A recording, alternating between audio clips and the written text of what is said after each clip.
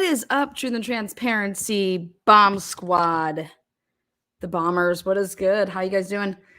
Welcome. Good morning. It's a beautiful Friday. At least where I'm at, it's beautiful. Pull back the curtains, the blinds. Let's rock this Friday morning. I'm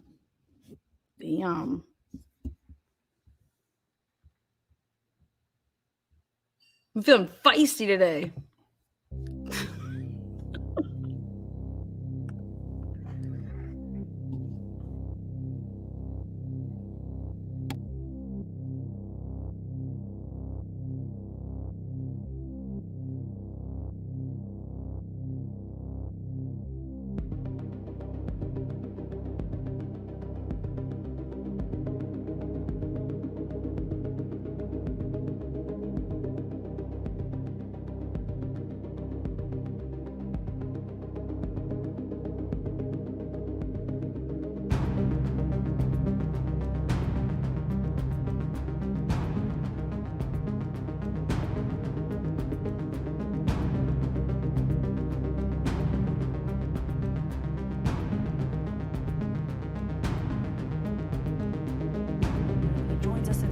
With what he's learned. Jordan, what can you tell us? Well, the highest priority at this point remains tracking down that white Hyundai Elantra that was seen near the crime scene. But amidst thousands of tips law enforcement has received, it's been like tracking down a needle in a nationwide haystack. It's been 6 weeks since the murders of 4 U of I students. Law enforcement with limited answers, though with plenty of leads to go off of. Investigators continue to work through over 17,000 tips and leads that we've had thus far. 17,000? Oh my God. 17,000. Well, shit. I wonder how many of those tips are from JLR. The last number that we had were over 250 interviews have been conducted thus far, and that number continues to grow every day. Despite the sea of potential leads, no substantial updates have been announced in weeks. I asked if there was anything that they could share that might indicate that they're progressing in this case. It's hard for the people in the public to understand the inner workings and the things that are going on behind the scenes in an investigation like this. No, it's not. It's not that hard to understand. We get it now. I think we got it then, but we really get it now. Like I said before, 17,000 tips and leads is a massive amount of information to analyze, review, and then get out to the investigators to work on. We are making progress. The case is continuing to move forward, and we've got investigators working on this 24 hours a day. Despite little information to go off of, there are a lot of theories out there, and 250 interviews. Who be interviewing? I would love to go through those interviews. A needle in a haystack, baby. 22,000 what interest. Investigators continue to work through over 17,000 tips and leads that we've had thus far. The last number that we had were over 250 interviews have been conducted thus far, and that number continues to grow every day. Despite the sea of potential leads, no substantial updates have been announced in weeks.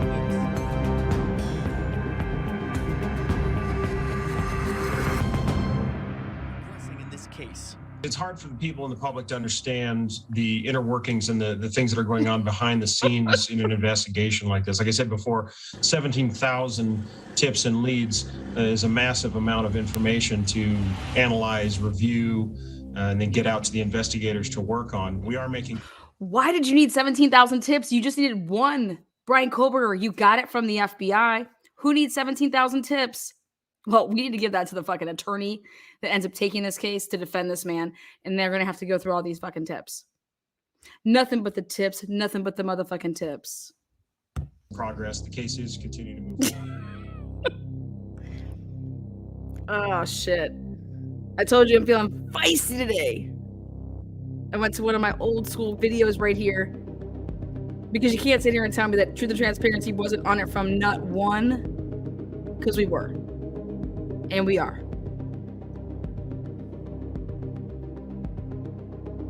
It was a needle in a haystack. Whoa, you guys did a fine job finding that motherfucking needle.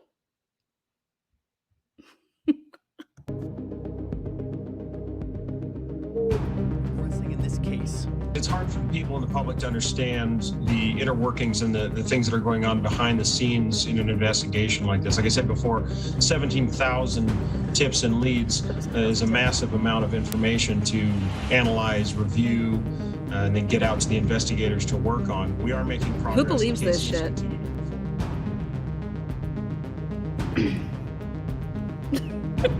I mean, who believes this? Be on the lookout, man. 2011-2013 white Elantra seen near the crime scene with what? Near the crime scene? So there was a car near the crime scene. We need to be on the lookout for it. We believe that the driver and or passengers have critical information for the investigation. We need to talk to them. But when we do find them, we're not going to talk to them. I've never heard so much. Wait, what? Yeah, we need to find them. And then when we do find them, we are not talking to them. We aren't? No. We're going to start framing them. Welcome to Fridays, guys. Nothing but the tips.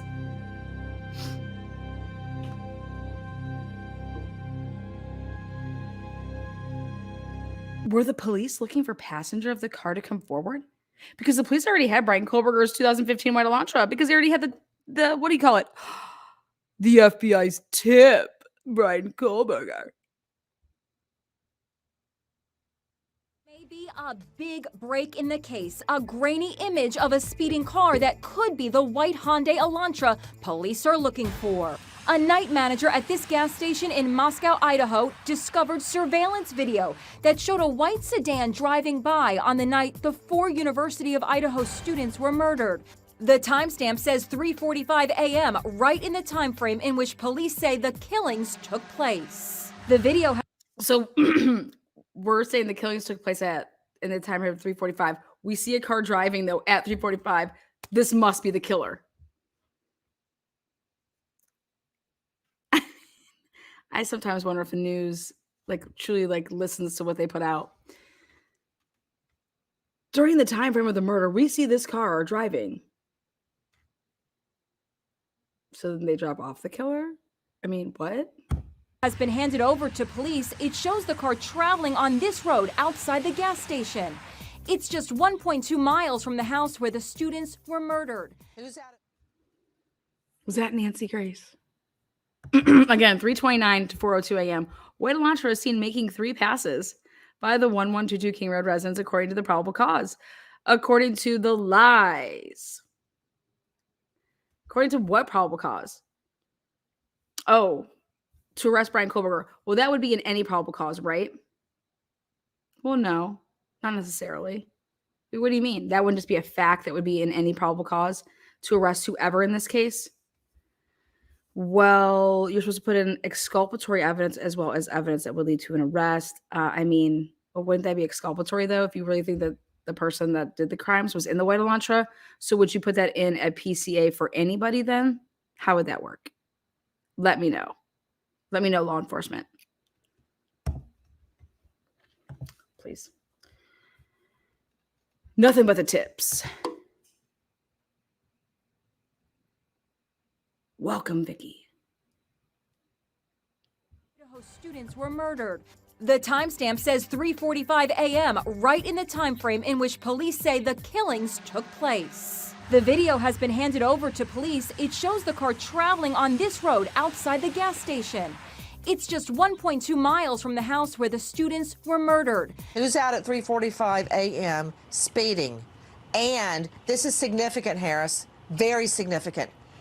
In a town of less than 50,000 people, less than 30,000 people, the driver has not come forward. Why? Inside Edition spoke with News Nation's Brian Enton in Idaho. The exact direction we don't know. We know that it was on Highway 8, right in front of the gas station, and turned onto a side road. It appeared the car was headed out of town. and reportedly the assistant manager at the gas station said it was going quite fast. The night manager says she was acting on a hunch and went through hours of surveillance video from that night. Turns out her hunch was right. Now questions are being raised about why a month after the murders, that gas station video and others from businesses along Route 8 had not been already examined by police. Right there. There are several. Wait, what? Wait. The media is just basically telling us that, yo, we have so much surveillance that hasn't even been picked up. Were they trying to hope that the surveillance would, like, I don't know, go past the 30 days and then therefore there wouldn't be anything on it to, I don't know, because you're going to see our hybrid just keep circling. Where's the hybrid? Out of all these cameras, I want to know where the hybrid is that night.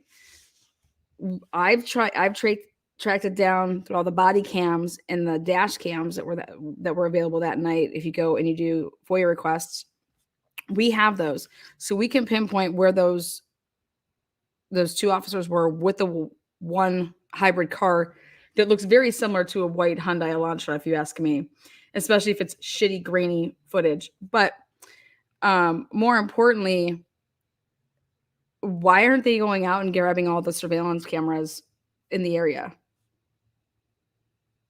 I mean, this is what mainstream media is telling us. And mainstream media is telling us it's because they were boots on the ground. They were there. And yeah, nobody even came to get our shit. Oh, okay. Not a problem then. Nothing to see here.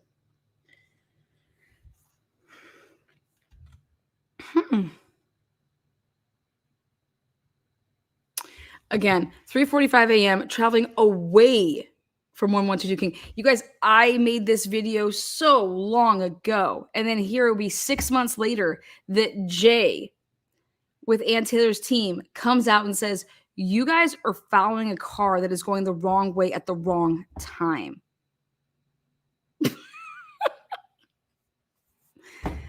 What's up, AT? What's up, Jay? Hope you guys are having a great Friday morning. Because if you ain't tuning in to TNT, I know you ain't listening to the rest of these fucking clowns because they possibly can't be helping you. So hopefully you're tuning in because I got to tell you, Ann Taylor, you're looking mighty fine with when the hair's got the curls going, girl. And Jay, one of the best writers I've seen doing his thing, his language in all his motions. Chef's kiss.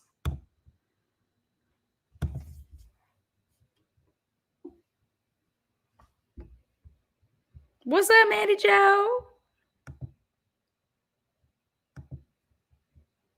So this Elantra with the missing front plate that is traveling away from the house at a fast rate of speed would be leaving prior to the homicides.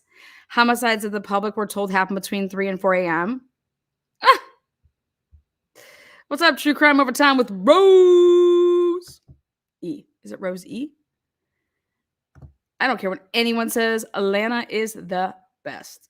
Baby, I will take it. The probable cause says that the suspect car was seen 3:26 a.m., 700, 3:28, 3:29. Boom, boom, boom.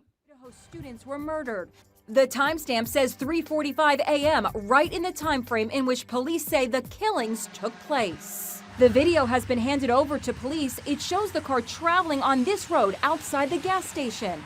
It's just 1.2 miles from the house where the students were murdered. Who's out at 3:45 a.m. speeding? And this is significant. And this is significant. I cannot wait to put my pop-up table next to Nancy Grace's pop-up table. Because Nancy Grace, me and you, we are going to take a picture together. Because I don't care what anybody says. I love the hustle game. I love it. You can be wrong all day. You can be right all day. But at the end of the day, look at you, girl. You got a booth. Nobody can say shit. Like, look at where you're at. Fuck them. Go get them, Nancy. Harris, very significant. In a town of less than 50,000 people, less than 30,000 people, the driver has not come forward. Why? Inside Edition spoke. Did the DoorDash driver come forward, or did they have to go get a search warrant for the DoorDash driver? I'm just curious. Because they had to go get a search warrant. That DoorDash driver did not just come forward and just wave a flag, right? Or did they? I don't know. Spoke with News Nation's Brian Enton in Idaho. The exact direction we don't know.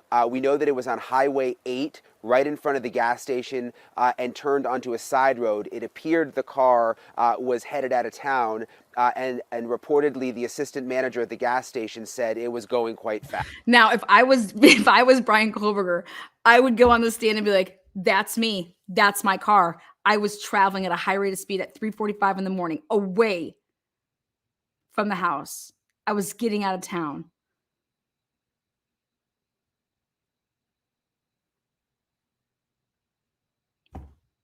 Perfect. Right? Hey guys, I'm ready to put my alibi in. My name is Brian Kohlberger, and Brian Enton found my car. So did Nancy Grace. They did episode after episode on my car. I didn't realize that it was significant. Nancy Grace, she told me it was significant. I just don't watch Nancy Grace, so therefore I did not know it was significant. But as you can see, I was totally driving away from the car, away from the house at 3:45. No, Brian, then you drove back and you were there. No, I was speeding away at 3:45. You think I sped back to the house? For my what? My sheath. The night manager says she was acting on a hunch and went through hours of surveillance video from that night. Turns out her hunch was right. Now questions are being raised about why a month after the murders, that gas station video and others from businesses along Route 8 had not been already examined by police. There are several.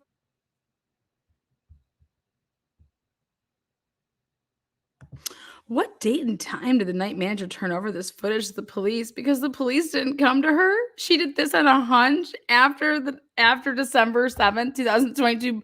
Be on the lookout. I mean, how inept are these fucking officers? Then someone takes a pic with their phone, my guest manager, and gives it to news, who's reporting on December 14th, 2022. But the police don't mention this at all in the PCA. Interesting, right? This would be exculpatory. This is exculpatory in nature.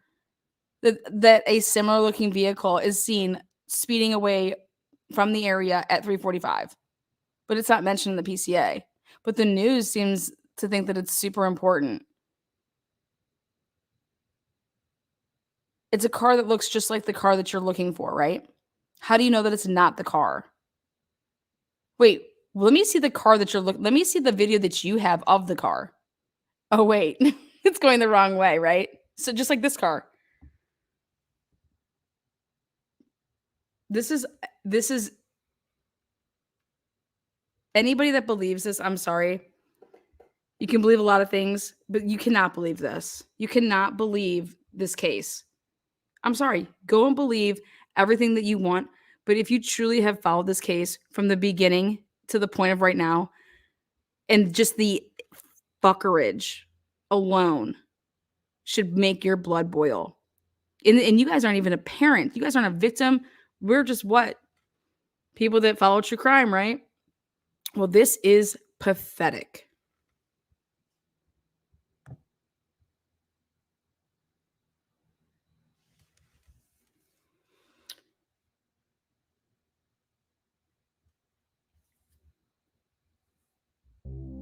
Pathetic.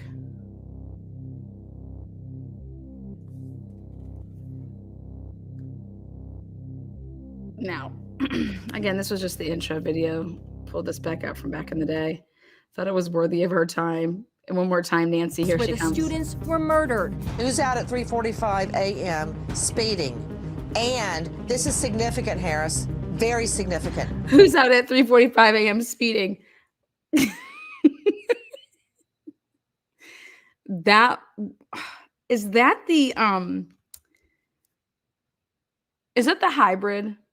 Is that the hybrid? This is just fucking wild to me. In a town of less than 50,000 people, less than 30,000 people, the driver has not come forward. Why? Inside Edition spoke with News Nation's Brian Enton in Idaho. The exact direction we don't know. We know that it was on Highway 8, right in front of the gas station and turned onto a side road. It appeared the car was headed out of town, and reportedly the assistant manager at the gas station said it was going quite fast. The night manager says she was acting on a hunch and went through hours of surveillance video from that night. Turns out her hunch was right. Now questions are being raised about why a month after the murders, that gas station video and others from businesses along Route 8 had not been already examined by Oh, they police. had. Oh, they had. This is the white Elantra that is missing the front plate and the one that all of us were looking for, correct? The one seen just after the time of the murders, correct? But the PCA says the murders were between 4 and 4:25. So what does this do for Brian Kohlberger? It's pretty exculpatory. I would say that's my car. This is my fucking car, man. I was getting the hell out of there. This just proves that there's more than just the one white vehicle on campus that night. There's multiple vehicles. You cannot, if you had the car that you think that you had as the murder mobile that you got in, that's a secondary crime scene. Was headed out of town, and reportedly the assistant manager at the gas station said it was going quite fast. The night manager says she was acting on a hunch and went through hours of surveillance video from that night. The night manager is going through hours of surveillance. What are the cops doing? What's going on here? You have 120 people on this case, 120 officers. You remember how long I told you this would take to get through to be able to get to Brian Kohlberger if you're going to go the old-fashioned boots on the ground, going through surveillance cameras? You know how long that would take? You could do it. You would get to him if he was the killer. Absolutely. It would take you man hours like no other. I've done it. I've done it. Think about this. If you're truly doing a good, thorough job, you can't just be like flying through that stuff. You're going to go to certain times and you really have to pay attention to the cars, then write down a timestamp of when that happened. This happened. There is so much tedious shit, and you can't like put like a bunch of people here. Y'all are going to take the cameras. You're all going to tell me what you find and then do what with it. Then you got to give it to somebody to put. This is a task that you would have just a couple people on.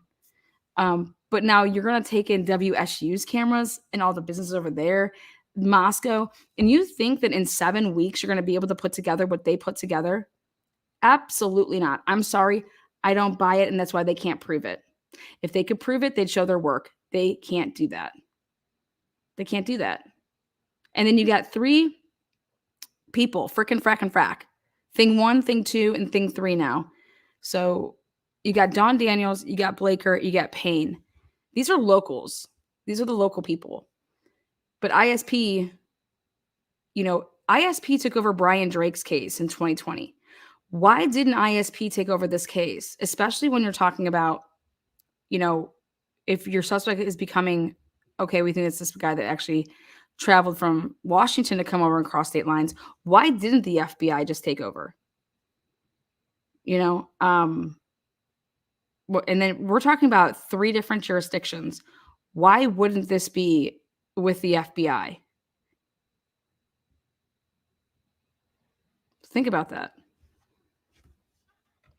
Doesn't this kind of a case scream like, what the fuck do we have the FBI for? This screams an FBI case if I've ever seen one. That's just me, I guess. Turns out her hunch was right. Now questions are being raised about why a month after the murders, that gas station video and others from businesses along Route 8 had not been already examined by police. Remember how upset the Gonsalveses got? They said there's a bunch of surveillance cameras, and one that they knew in particular that had lost any footage on it because the cops didn't get to it fast enough. I want to know what camera that was. So, Steve, why don't you just send me a little text and let me know what camera that you were royally pissed off that was not obtained, and because they didn't get it fast enough that there was nothing able to be seen, and it would have been helpful. Because you'd all think that would be like, come on, that's got to be like 101 with like teaching somebody when you're going out and doing the canvassing right away. Go out and see who has cameras. We live in a digital world. 2022, this was. Everybody, man, has some type of camera. Even your phone has a camera, okay? So when you're going to people's houses, do you have a camera? No. Were you possibly outside that night? Were you videoing anybody? Did you have people over? Were you taking pictures? You know, we are walking, talking billboards for, I guess you could say Verizon, T-Mobile, AT&T. All we do is take pictures, take selfies, video shit. But this is 101. But I'm telling you, if you don't want the camera footage because it becomes discoverable then, and it would blow up your whatever it is that you're maybe trying to hide, you just don't go and get it. And then you let that time expire. Okay. And then you just say, oh, something must have happened, or, oh, you know, their camera wasn't working. You know how many times people have wrote that on, I'm sorry, on police reports, and the camera actually does work? Happened in Pennsylvania just a couple years ago. That shit's sick. And then think about this. You know, if nobody's picked up on the case right away, so Brian Kober, for example, he wasn't arrested until 7 weeks later. And so you're putting a investigator on this case then for his defense, 7 weeks. Well, shit, any cameras that stopped after 30 days and, like, you know, cleared out or whatever you want to call it, you can't get to that shit. So it's like, in that town, should you have started your own investigation and went out and got stuff just in case you were the person that got pinned, so that you could actually have the material to exonerate yourself or clear your name? But whatever the state doesn't go and get and it's not in discovery, it's chances are, if it's digital, if so much time's going to lapse, and you're not going to be able to get it. And that's shit.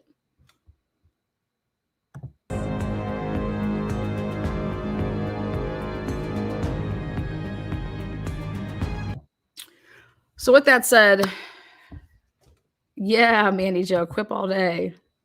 So what is good? What's good? Let's talk about it. Dawn Daniels, Blaker, Payne, 3 people. They're obviously not used to murders. Dawn Daniels used Blaker's written work, his PCA, to obtain, you know, the search warrant for the apartment. Payne used his, and then Pennsylvania used Blaker's, or I'm sorry, used Payne's minus Payne's last sentences. So,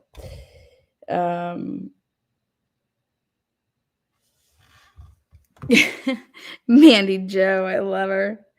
Mandy Joe says, dude, the prosecutor for Melly is in deep shit for her conduct, and they are hearing 15 motions this morning, and she didn't even show up for court. The fuckery never ends. Yeah, because you know why the fuckery never ends? Because people's jobs are on the line, okay? And so they're like, I'm not about to not get rehired. I'm not about to get fired. I'm going to go ahead and just, hey, we got to keep this conviction rate at a certain percentage. We need to do this. We need to do that. How about start holding your fucking staff accountable? You know, these prosecutors, it's like you're the head coach of like the department, right? How am I supposed to keep and no, that's why you need to have the right person up top of like all of your little local places. But corruption starts from the top. You can't get around certain things unless you're protected, or unless someone's going to cover for you. Again, thank you so much, Jeffrey. Coffee's on me. No, seriously, I just spilled it. Marie, thank you for joining. True Crime Overtime with Rose E. Vicky, yes, welcome. So going back to Dawn Daniels, Blaker, Payne. Let's see. Blaker acts like a little baby boy in all the body cam that I have. He's pouring out the Trulies. Trulies for the win. That's Blaker. Okay. 27 years, you know, experience, but experience doing what? What exactly does he have experience with? But then you hear him also like trying to talk with the kids and say, "Oh, my kid goes here, but I would never let him be in a frat," and blah blah blah. Plus, I mean, who wants a camera on them the whole time that they're at work? So, pick and choose what you want to take out of people.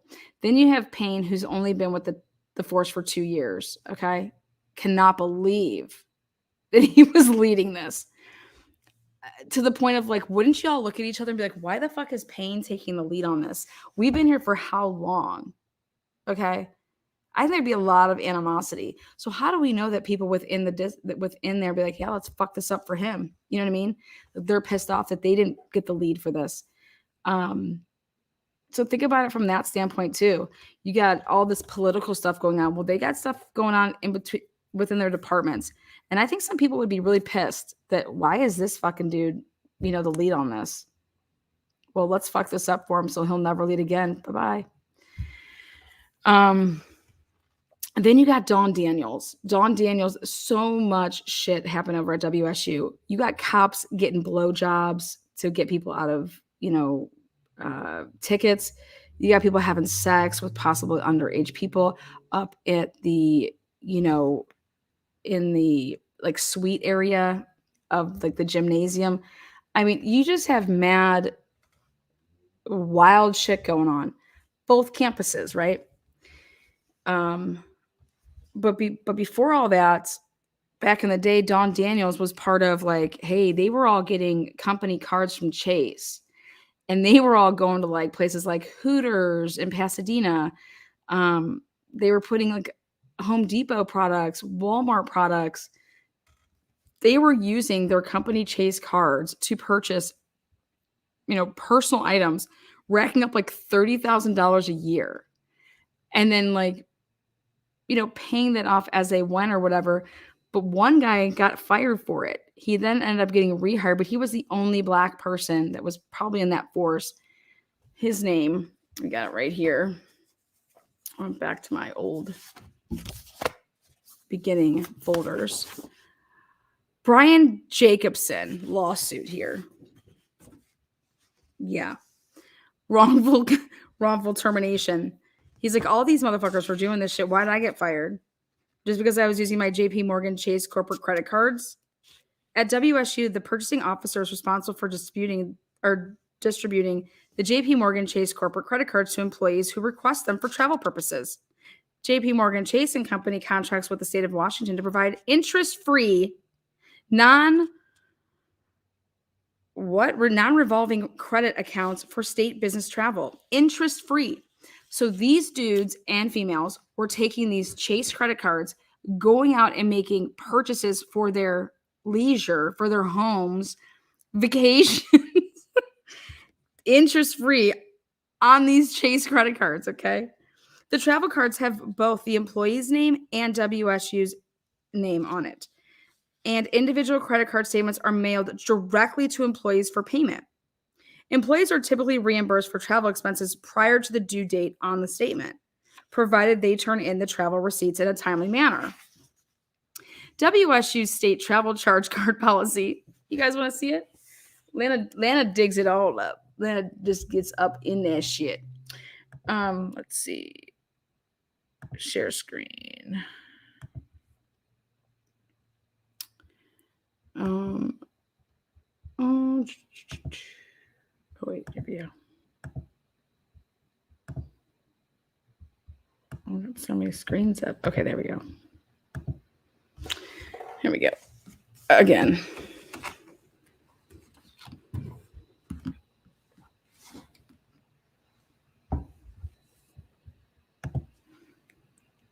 Look at this shit. I put this out there like 7-8 months ago. In November 2000, was issued a JP Morgan Chase travel credit card. He said that at the time he received his credit card, he knew the card was for work-related travel. However, he believed he could charge personal items on his corporate card like any other credit card. On September 15, 2003, his credit card was renewed, and he read and signed a university travel agreement that prohibited employees from using the credit card to make any personal purchases.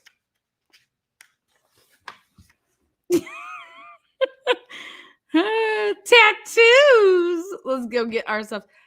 Friend Finder. Friend Finder. You guys, that is hilarious to me. SeaWorld San Diego. They don't even, they're in Washington.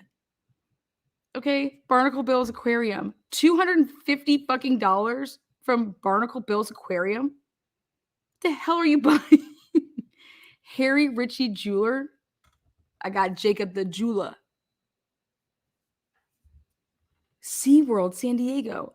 Evergreen Tire Factory. $725.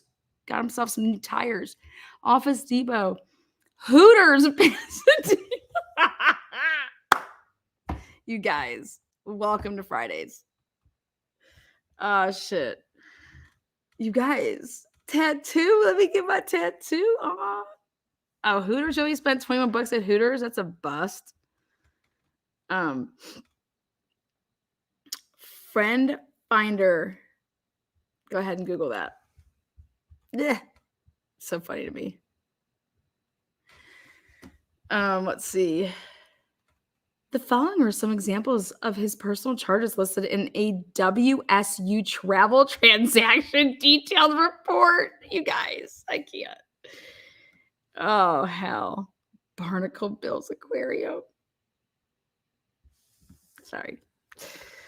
Oh, so this is how things work.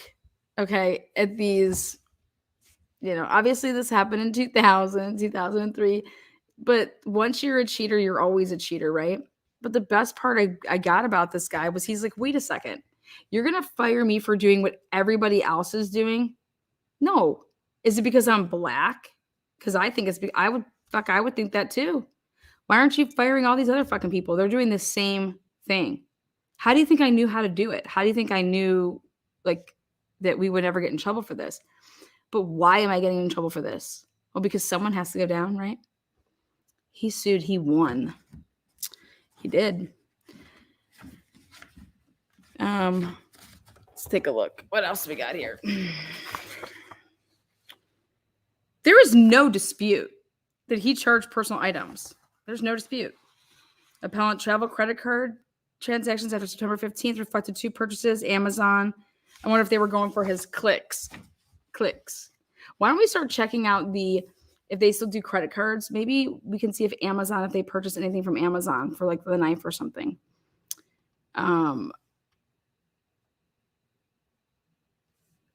Look there is no dispute. He charged personal items.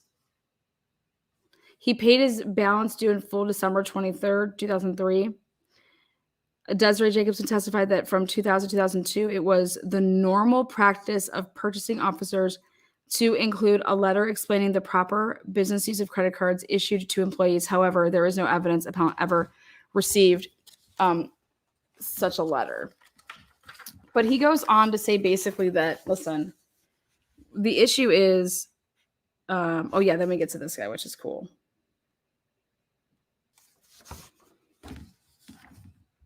Why don't you go ahead and look up Steve Hansen? See how just amazing he is. The names that I came across in this. I want to get to the part where he says that it's about, right here. WSU travel transaction detail reports for a number of employees substantiate appellate's claim in that it was commonplace for employees, including high-level superiors, to charge personal items to their WSU travel charge cards. For example, there were a number of charges made by employees to Pullman and surrounding area stores such as Safeway, Shopko, Anderson Lumber, Walmart, JCPenney's, and Bond.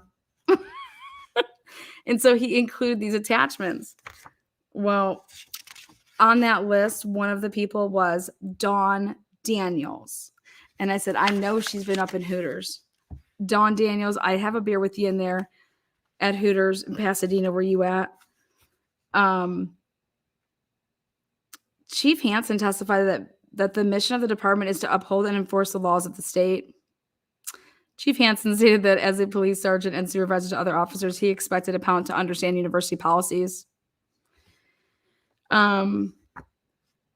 So the big thing was, is he's like, wait a second. If you're going to fire me, you're going to fire all these people. So respondent argues WSU has proven the allegations in the disciplinary letter and asserts appellant has admitted he used his corporate credit card for personal use. Respondent argues that as an investigator, supervisor, and high-ranking officer, he was held to a higher ethical and professional standard and should have understood the university policies because he had the responsibility of ensuring the officers he supervised were also in compliance. Respondent argues that he should have realized it was unacceptable to use a WSU corporate credit card for the personal benefit of having an interest-free card. Can you believe this? These motherfuckers had interest-free cards. Who would want an interest-free credit card? I mean, shit. I would have spent way more money at Hooters. What a bust. Respondent asserts appellant has failed to take responsibility for his misconduct and argues termination was the appropriate sanction. And this is where he goes on to argue that, if you're going to fire me, you're going to fire all these people.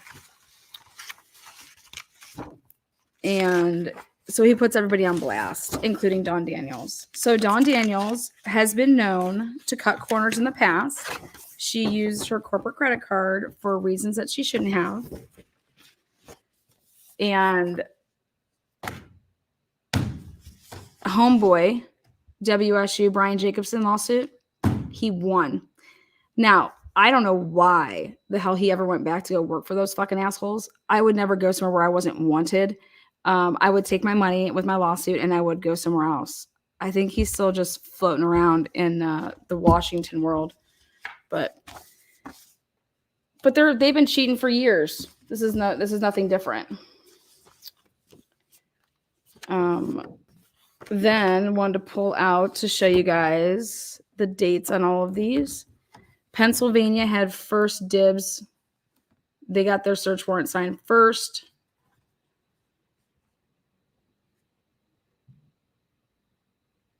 Then it was Idaho, and then Washington was way later that day. So, but this is PA's shit. Point being is that they didn't have to arrest Brian Kohlberger. They could have just did the search warrants and went to his apartment, searched his car, because those two things did not use the DNA. So let's talk about these idiots. Dawn Daniels, Payne, Blaker. Biggest thing is that Blaker says that Brian traveled straight home. Payne says that Brian traveled in a loop-de-loop. Who do we believe? Who do we believe? You have two different officers giving two different statements. Did Brian Kohlberger go straight home, or did he go driving off for an hour in 15 minutes? But how do you have both of these officers possibly saying that the same dude did two different things? Because he couldn't have done both. So did he go straight home and leave out of Palouse and go that way? Or did he go loop-de-looping around like Payne says he did? Don't you think that's crazy? How are you not looking at this and being like, wait a second. Do you think that Payne and Blaker were in a room together and they were like, bro, you put that he did the loop-de-loop. I'm going to put that he went straight home. That way I can make sure we get that shit out of that apartment. Okay. And you put that he went on a loop-de-loop so that we can do whatever the hell you need to do with yours. Oh, that's right. So that we can match up the cameras to him arriving back and coming back that way at 5:30, right? Wait, but that's also in Payne's, right? So what the fuck? So Payne's PCA makes absolutely no sense? Yeah, pretty much.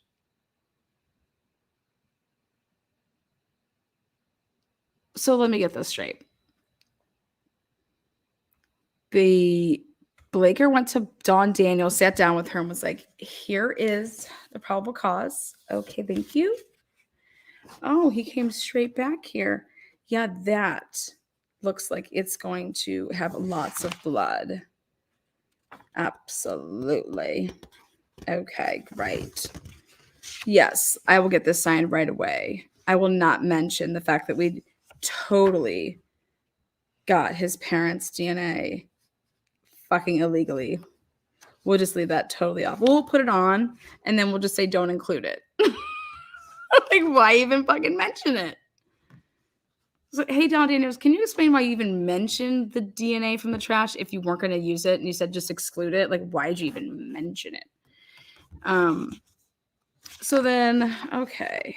And then Payne calls up the PA people and are like, hey, go ahead and just use this PCA, which is mine, and just leave off the stuff about obtaining that DNA. Well, duh, we're not fucking putting it on there. We know how we got it. That shit was illegal as fuck. Okay, so go ahead and get in his car and take those items out of his car. Sweet.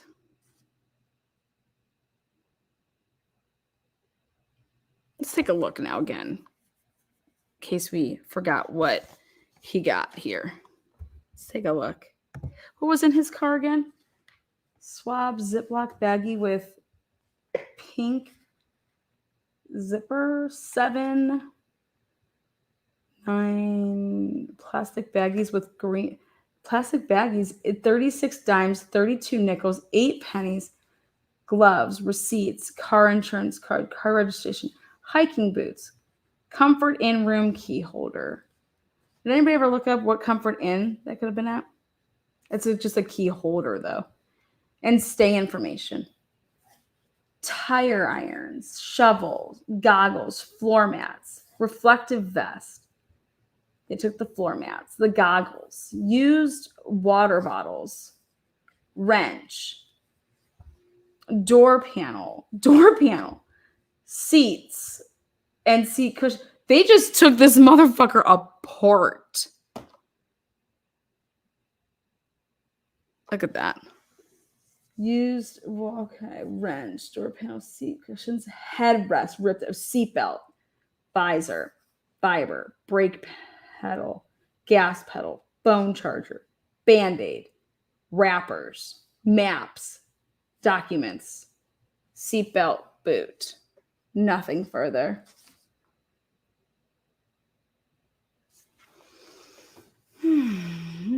Ooh. FBI.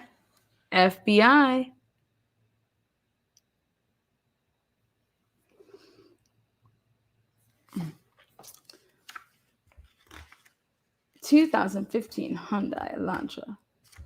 They just tore it all apart. Okay.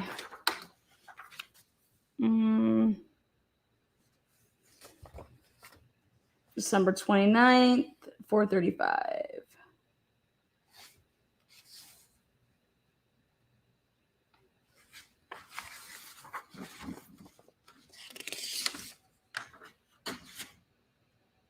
Okay. Probably. Okay, warrant application approved. Yep, right there. 4:54. And so, like, how you can tell that this is before, so at 4:54 p.m., if that's Eastern time, okay, so then if you back that up, that would be 1:54, West Coast. That's how I was able to show the order that it all happened. Okay, so it happened 4:35 p.m. Like, that's East Coast time. That would be 1:35, So I went through the order and I was like, wait a second. Why did they have to cheat? Or why did they, they were able to get this warrant for his car without the DNA. Okay. So go get that. Go search his apartment. See what all comes back before you just arrest him, right? No, we're just going to arrest him. It's just interesting. Like, why didn't they wait to see what all the stuff came back as? They didn't. So this was... Again, this was Payne's search warrant, but minus anything to do with the DNA from the trash. The only DNA The only part that was used for was to arrest Brian. That's it. That's it. They needed the DNA to arrest him. Because I believe that Megan was like, go get me DNA and I'll sign your arrest warrant.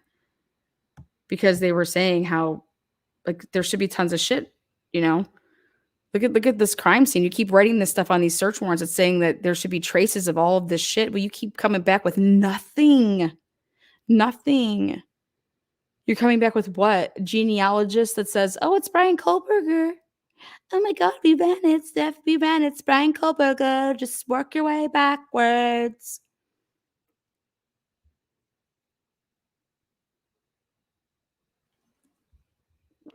I call bullshit. I bet that's exactly what Megan said. It's 100% what Megan said. You can totally tell that that's what Megan said because it's the only search warrant that has the fucking DNA. So much so that Dawn Daniels was like, whoops, wait a second. Hey, we don't need to use the DNA. Duh. Like, Pennsylvania gave it to us without it. So let's take it off. You know what I mean? Like, that's what they did.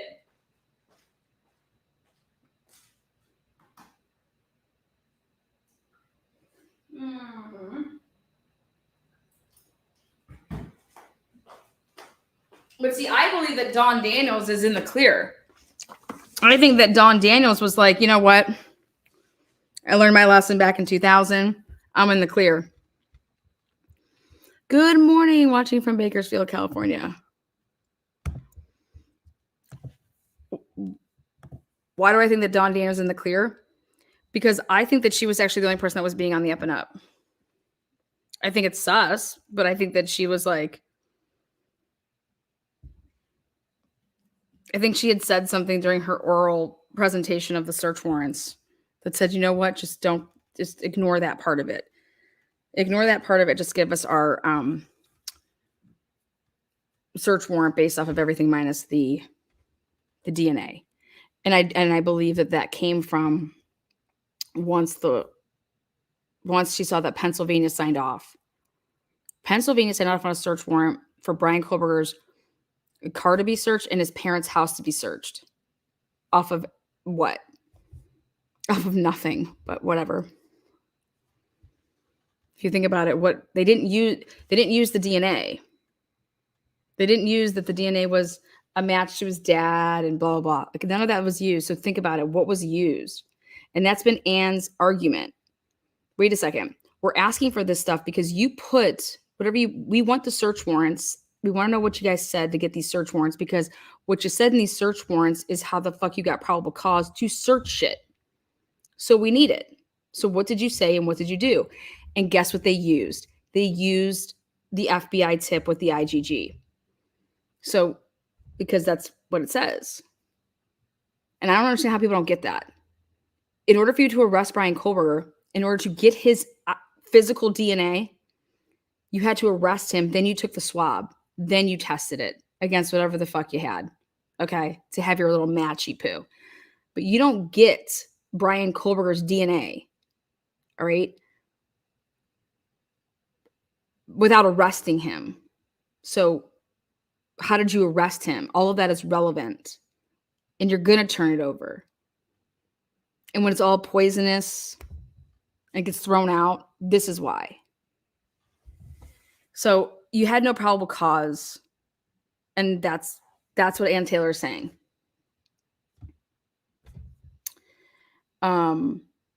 Because if you take the DNA, like look at it.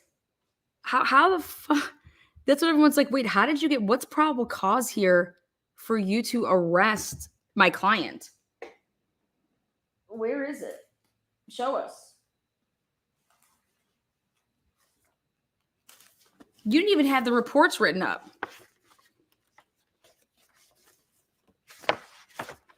There it is. His arrest had no probable cause. Exactly. There's nothing in here to arrest this man.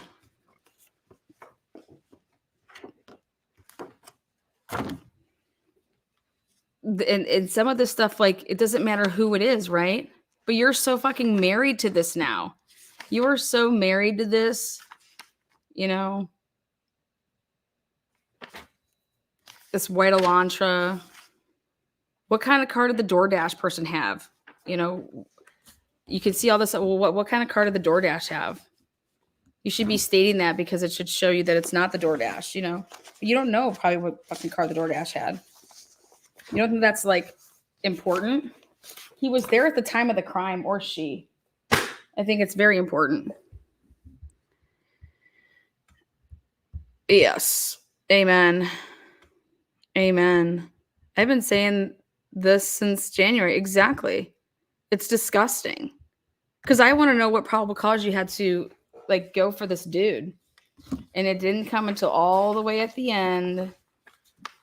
Like, look at all this shit that's written in here. What? Right here. This is why Megan signed off. Because of the charades that happened right here. Boom. There you go. That's your probable cause. Your probable cause is that Pennsylvania agents recovered the trash from the Kohlberger family residence located in Albright, Pennsylvania.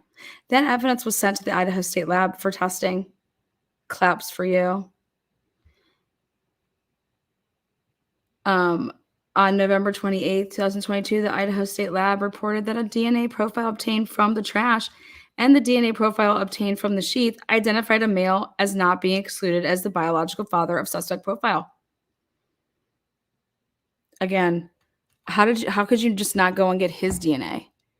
Why'd you need his dad's? You couldn't lift his DNA off of anything, right? Isn't that weird? Is that weird, anybody? It's weird.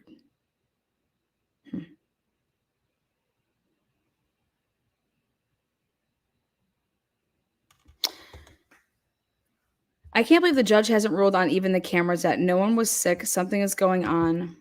Brian's probably out having sushi with Ann Taylor right now, laughing at this live. Just kidding. I'm just kidding. All the warrant info, if used at a grand jury, are fruit from the poisonous tree. I believe so. I don't understand how people don't believe it. I don't understand how this doesn't piss people off. I don't understand how this gets you an arrest warrant. Yep, let's arrest this person for 4 fucking murders, okay? Because what? You have no idea of the car. You have nothing. You have nothing. Nothing. This is as circumstantial as it can possibly get. What was the other part that was great? Then you have the FBI giving 2 different identifications of it. Okay, it was this. Okay, now it's this. After reviewing the numerous observations of suspect vehicle 1, the forensic examiner initially believed the suspect vehicle. When? When did they ever give this initially believed in this report? Because the date of the report, you fucking liars, was March 21st. That report wasn't even done yet. So what, the guy just tell you on the fly because you just called them up on the phone was like, hey, Mark, when you were looking at what did you think it was? A 2011 first? Okay, and then you thought, what? Okay, no, it has to be 2015. Well, how did you mistake a 2011, 2015? Because trust me, I hated the fact that I had to learn all about a fucking white Hyundai Elantra over the past 6 months, but I did. And I can tell you this, no expert would ever confuse a 2011 to a 2015. No car person ever would, period. So like Ann Taylor and like Jay asked, what cameras are you looking at? Oh, wait, you're looking at a white Elantra or whatever you deem that you think is a white Elantra that's going the wrong way at the wrong time. Perfect, thanks. Hey, Mark, do you mind not coming down here? And, I'm just going to go ahead and write this up like this. What do you think? Investigators were given access to video footage on the Washington State University campus located in Pullman. A review of that video. So one video? Which one video? At 244. So you see a car at 244, and then literally the car doesn't travel anywhere because you see it on the 253. So a car just doesn't travel anywhere, and it's on the same camera. Does that not fucking just maybe scratch your head to think that it could possibly be a different fucking vehicle? Absolutely. Because it is a different vehicle. And then you can't just say a car that was over here at this time. Now we're going to go ahead and say, oh, well, we went ahead and matched that. And we found one that was on, let's see, showing up in Moscow. Like, what? What are you talking about? You cannot just drop a fucking car in the middle of a street and say that that's the car from 20 miles ago or from a camera that's 20 miles away, an hour and a half ago. You can't just do that. I mean, you can, but that doesn't make any sense. You can't just say that that's without any identification. Show me some freaking license plates. Anybody who thinks that this is like, woo, yeah, this is so amazing. No, then you're a fucking idiot.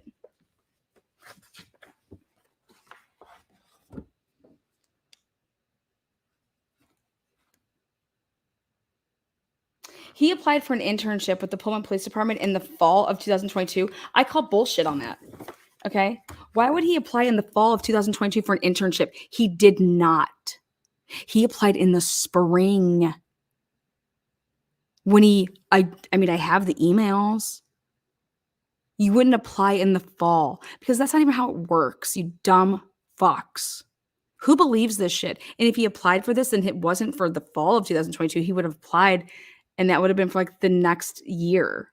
It's all that's like saying I'm going to go to college in the fall of 2022 and I'm going to apply in the fall of 2022. No, you start applying the year before in the fall for that upcoming year or in the spring for that upcoming year. That's what you do. Okay. I mean, this isn't not even true. This is a false statement. This is false. I have his emails with the chief in the spring of 2022. So Brian Kohlberger is going to travel all the way across the fucking country and then decide to, okay, now I'm going to go ahead and apply. I mean, who believes this shit? Who believes this?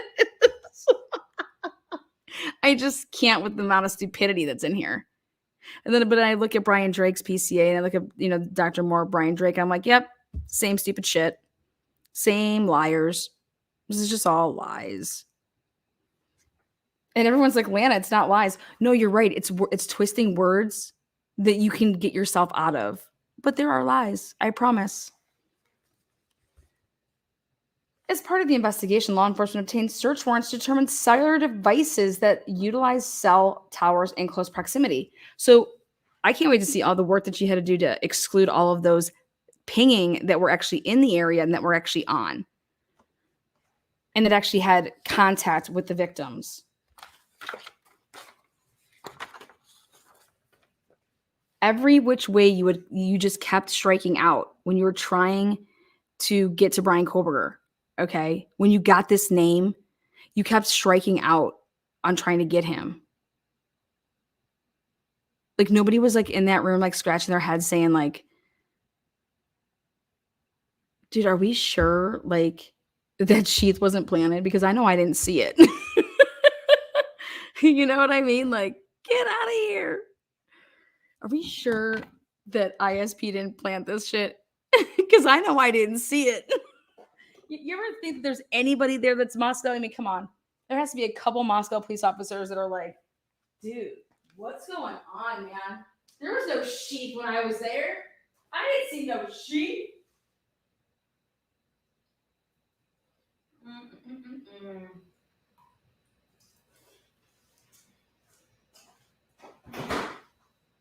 Come and take a knock on my door.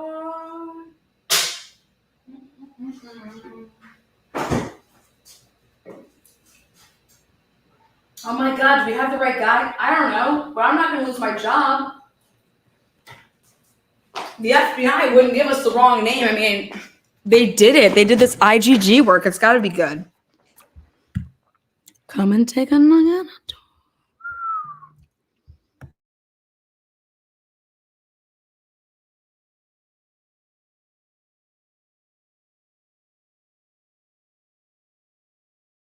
Okay, so we're working backwards, guys, but you would just keep striking out. Like any good investigator is gonna be like, yo, okay, we're going that car, there's so many cars, there's people walking. You know, we gotta wait to get these return on these search warrants. Like we don't even have any of our shit back. Then we got to go through all this stuff. Do you know how long it takes to go through text messages if people are texting like nonstop per day? You got 4 victims. We got to go through all this shit. Okay. Nobody went through that stuff. Nobody went through that.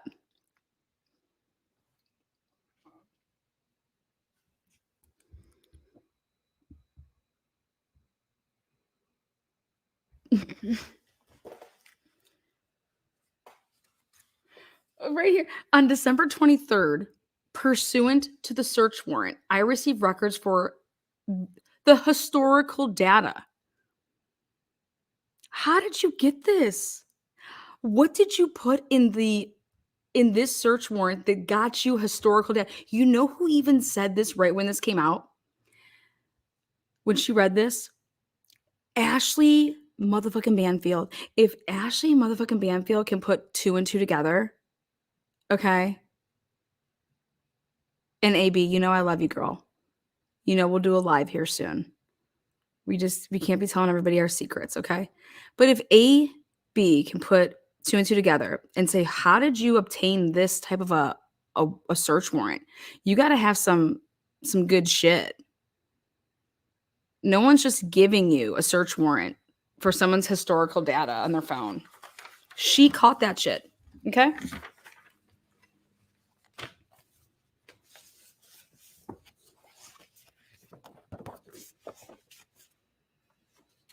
All the way back, taking it back to June 23rd. Okay. I consulted with an FBI special agent. Well, now we know who that is. It's the same.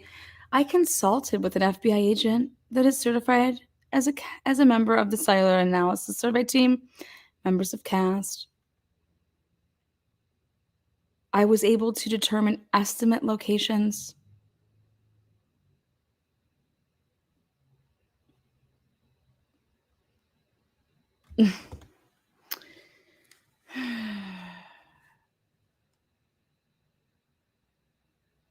At approximately 2:47, like I cannot like look at this shit.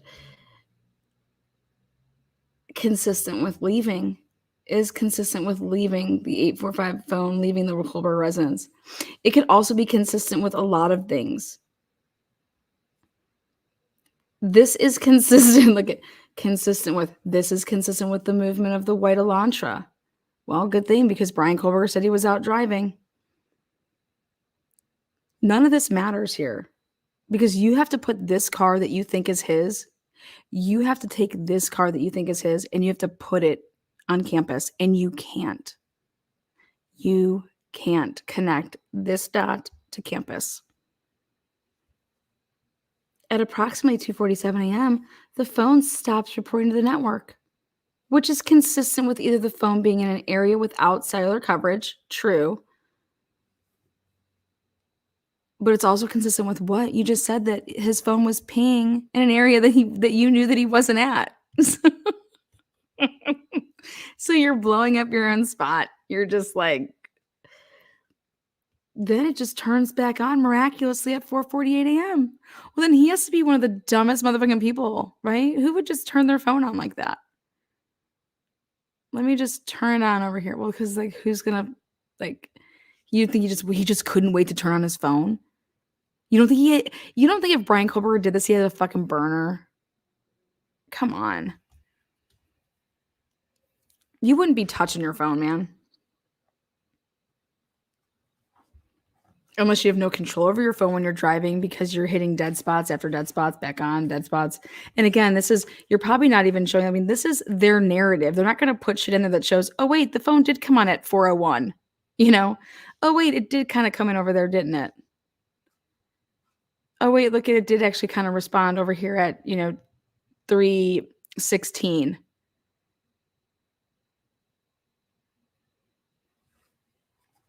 I think Ann Taylor is just sitting back, like wondering, like, hey, we need to get as much information that we can that these idiots are going to put like out there. So because we know that y'all fuck this up. But we're just going to let you, here's the news. We're going to let you hang yourselves. Why do you think Bill Thompson is fighting with every hair on his top of his head to not have to turn over any work?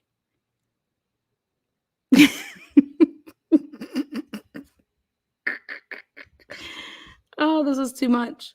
So here, look at this. In this little area, though, what you're trying to show the world here is that Brian's phone is with him and it's leaving. That's just what you think. And that we see it on we see some camera that has a white Elantra, right? And then his phone just like shuts off and then turns back on at 4:48 in a completely different area by like Blaine. Okay, over there north of Genesee, right? And then you see this video that shows a car coming back around like 5:26. But this is nowhere near the murder. This is nowhere near the murder. None of this is. None of this.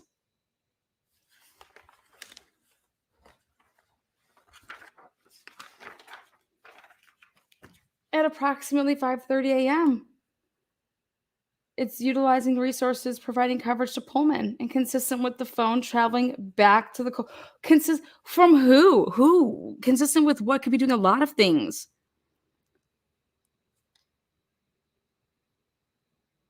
Yep, and then Elantra is. Oh, then we have this white Elantra that observed traveling state and way at 5. Great, awesome. So you have a vehicle that you've identified in Washington the whole fucking time. Do you understand that? You cannot connect this car to any vehicle in Moscow. Do you understand that?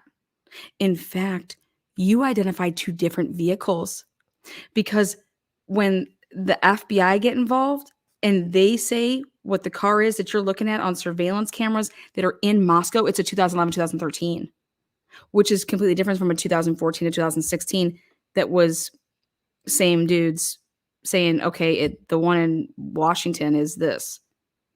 Hey, can you come back and relook at this video? Do you think that maybe it can be, another year? Well, I can't wait to see the videos that they're looking at because no expert would ever mix that up. I'm not even an expert, but now I feel like I am an expert. You wouldn't mix that up.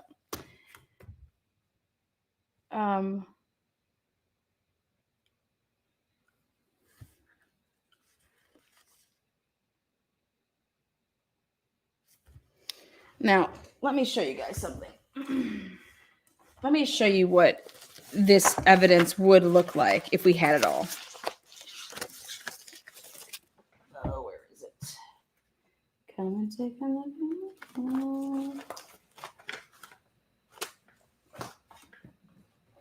If we had it all. This is what it would look like. Another coffee on me. Sorry I spilt it. Come on, you guys. I'm not drinking coffees. I want to see some Dawn Daniels titties. Let's go. Hooters. I can't tip nobody with $1.99. Just playing, y'all. Just playing. Just joking around with Dawn Daniels. Double D's in the house. Let me show you what it looks like. Woohoo, baby. Say, Atlanta, you are one sexy bitch. When you give me all this data, I don't even know what to do with it. This is my favorite shit right here. Right here. This is my jam fest. Let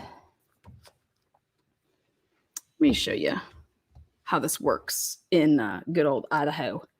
Idaho, Idaho, Idaho. Ready? Let's take a look. Lana, zoom in there.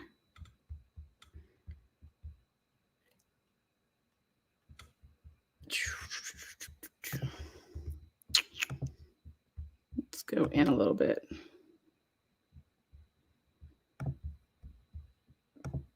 All right. So this is what it looks like when you're going to take all these cameras. You're going to put them in order. Okay. And then see, this is the time on the camera. And this is then what the detectives will determine the actual time. And this is the description of the footage. And it's giving you the file name that it's coming from. And it's giving you the camera that they're considering it. So let's say that this is in Idaho. And we're using camera, channel 8, then channel 444, then channel 2, channel 3, channel 4. Channel 7, cam 3, channel 4. Okay. But if you notice here, See how it says like 9:01 and 43 seconds? They took camera 3, channel 3, and they're saying that this is the wrong time. And that for whatever reason, this time on the camera is off, and it's actually 6:01 and 43 seconds.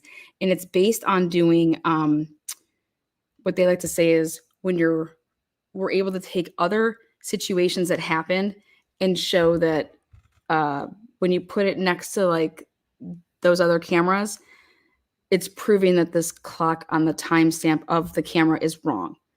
But look at this. See how it says 6:01 and 22 seconds, and it says 6:01 and 44 seconds. Then it says 6:01 and 43 seconds. Okay. Well, this is out of order numerically, time-wise, even if you're moving it 3 hours. Like, it's just not right. So I made my highlights or whatever. But what I went ahead and did is I took where these were. So they're saying that it took 22 seconds. Okay. And see, like channel 2 was working in military time, basically 1801, right? But what I noticed with all of this is that none of these cameras that they're using are private cameras. These are not they didn't use any private businesses when they did this. They're using, but this is, so picture the PCA for Brian Kohlberger. Picture it on steroids. This is it on steroids. And this is what it's going to look like for the investigators. Okay. They're putting together something like this. Let me make it as clear as I can. And this is how ISP operates. This is how the world operates. This is how anybody that would be doing something to pin. So what you're looking at Brian Kohlberger's case, there's going to be way more. And it would be something like this.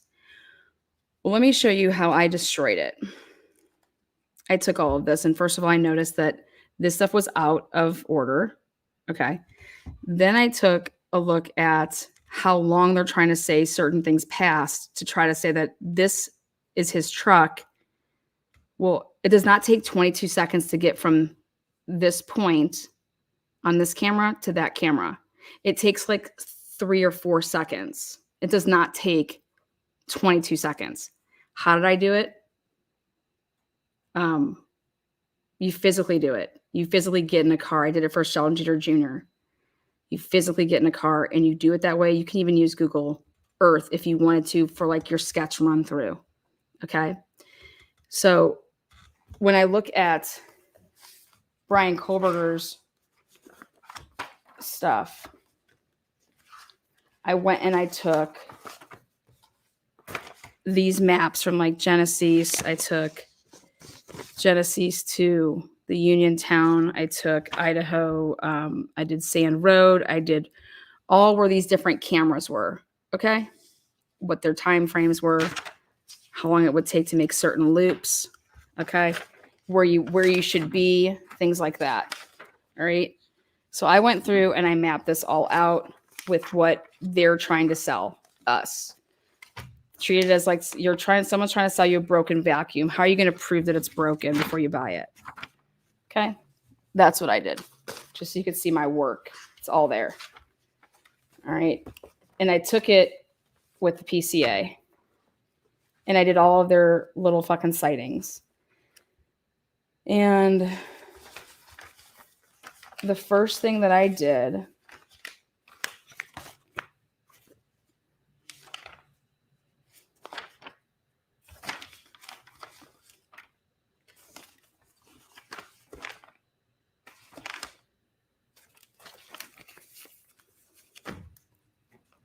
was I did this. Okay. I took all of these timestamps. 329. Then they did, 326, 328, 329. And whenever they're going to not be specific about something, it's because there's a little bit of a hiccup.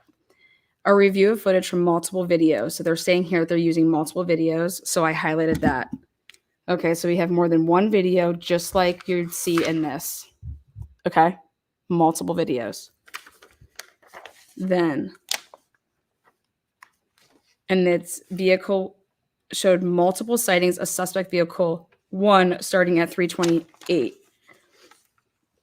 But how are we connecting this to being this? Okay. How are they connecting that? They're not. So 3:29 a.m. and that is ending at 4:20 a.m. These sightings show suspect vehicle 1 makes an initial 3 passes, and then leave via Walenta. Okay. And this is then him saying this is all now opinion based off of my experience. And this is why Ann Taylor is going to get the records like she got based off my experience as a patrol officer in this residential neighborhood with a very limited number of vehicles. He's saying that there's hardly any vehicles. So this should be easy then, right? Wrong. We've all seen Linda Lane. First of all, you can't see any vehicles. Second of all, okay.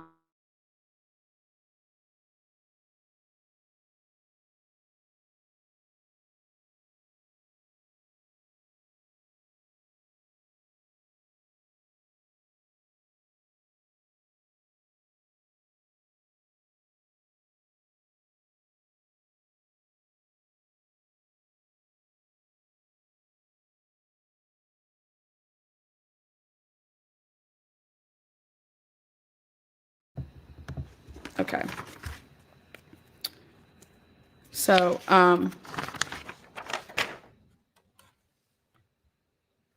remember at the beginning of the live, I played this for you. Station in Moscow, Idaho, discovered surveillance video that showed a white sedan driving by on the night the 4 University of Idaho students were murdered. The timestamp says 3:45 a.m. right. Okay. So what you do is you'd want to use this, right? It looks like it's the car. People are trying to say it's the car. Even if it's not the car, you would still say that, look at here, there's a car in the area. It looks just like it, whatever. And you're putting it in an area at 3:45. So what I went ahead and did is I did to try to figure out what time these 3 initial passing bys would be. This is before we had the information. But I included this one in there. And where this car was located, the only way that it's possible for you to get back over, it takes 5 minutes where this was. It's like a 5-minute drive. So you would have to leave King by like 3:40 to get over here to be seen on camera at 3:45. Okay. Then you would have to go back to King again, 5 minutes. So 3:50, right? But that's not you stopping anywhere, right? It's just, but then I compared it to,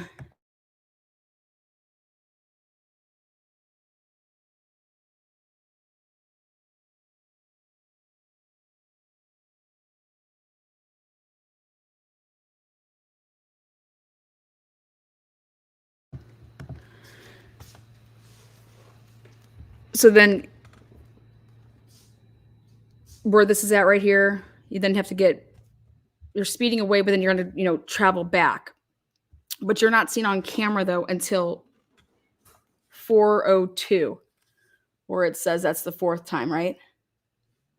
Okay, now check this out. 4:04 right here. Suspect vehicle 1 can be seen the area, the 4th, and it says entering the area. Like, what's the area? What's the area? 4:04 though. Okay. Well, let me show you what they did with this case. Let me pull this up. It's the same thing. Okay.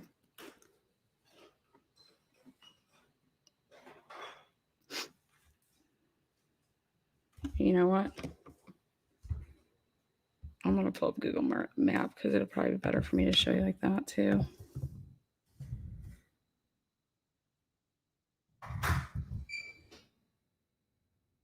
This is like my jam fest, but I really want you guys to understand how important it is because this is all they have.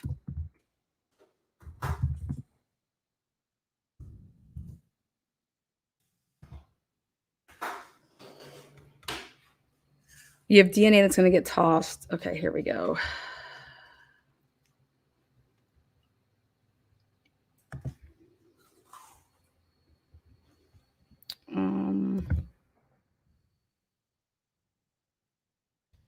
share this for you guys.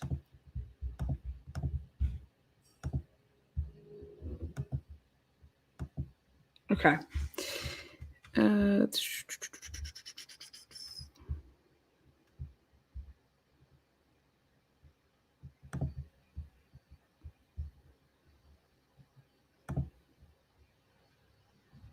want you guys to see something. There we go. All right. Do you see how like this area has, you know, that's a street here, see that? Street like this.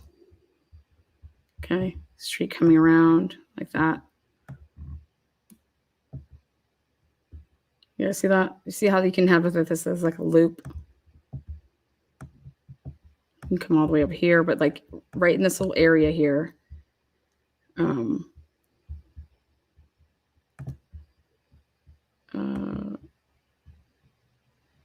You get this little loop. It's like a triangle loop. You see that? Okay. So now think of like king. Think of king. I'm going to zoom in.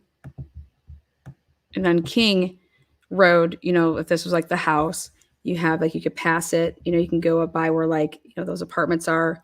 And they were saying you can go back down behind it and park over there. And you can come back down like by the house and then go out. Then you would go out like Walent over here. But you can make like these loops or whatever, right?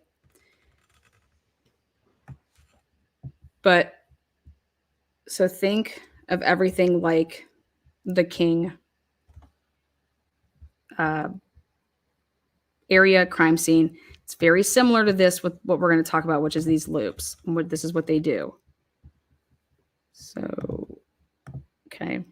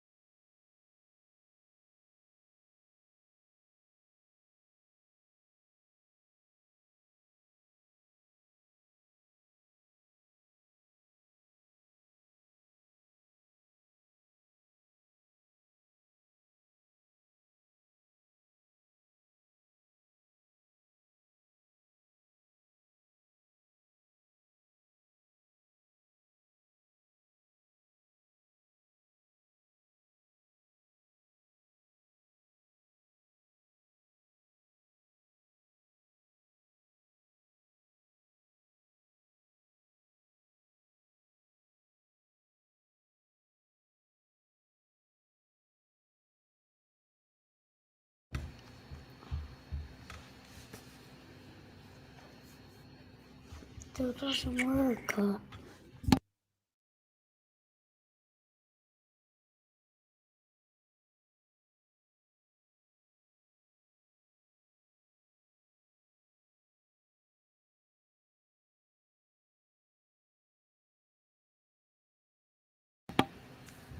All right, hold on one second. I'm trying to make this more clear and bigger for you guys. All right, there we go.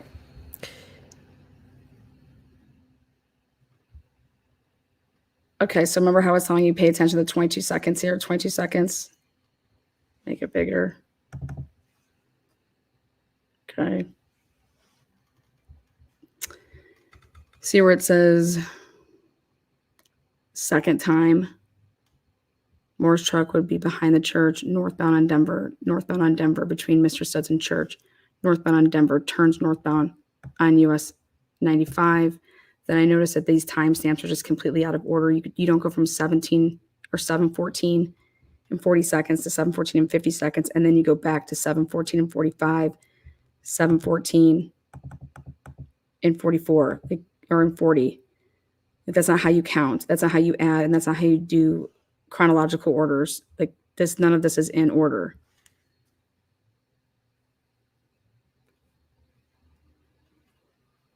And you're just making this to say, oh, this is really what that means is that time. okay, with these cameras. Okay, you don't go from being at 7:14 p.m. and 30 seconds, 7:40 to then 7:50 perfect, okay, to now, oh wait, why wouldn't this camera then be, like, you should be putting it up over here because of the timestamp, because it comes before 7:14 and 50 seconds. But guess what? That doesn't flow with the way a truck would normally go if it was in fact the right even times and stuff like that.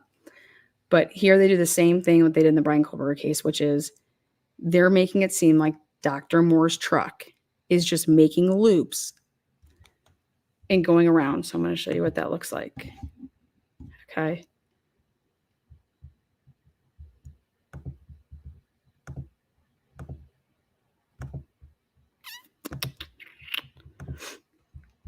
This is what they say. They say that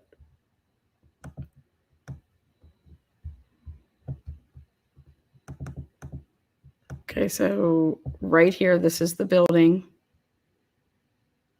that Dr. Drake was murdered in. This right here is Dr. Moore's building for his chiropractor office over here. And down here on this street is where he was at with the coroner. He lives on this street. Okay, there's houses, like there's a couple different houses here. So what they say is they saw a truck from this mobile gas station over here, okay, go to his office,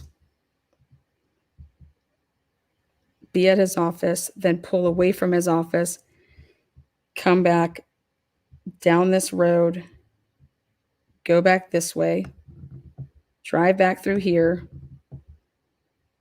making a loop around, coming like this, going like this, passing by, going back around, doing it again, okay, coming back around, going like this, coming back around, then going back to his office, parking his truck, and then decides to walk over, okay, behind here, come back around here, and shoot him through the window, and then go back around, come back over here, be the person that's walking up over here, to then run over here, go back in his truck, go back down over here to be hanging out with his coroner friend, and then leaves up and then goes to go home.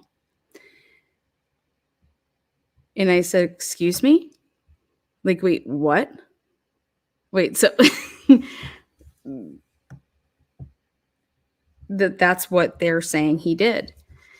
And it is like basically identical to what they're saying Brian Kohlberger did, which was drive around in circles, then decides to go park, then, at some point he got out of his car to walk into the house, right?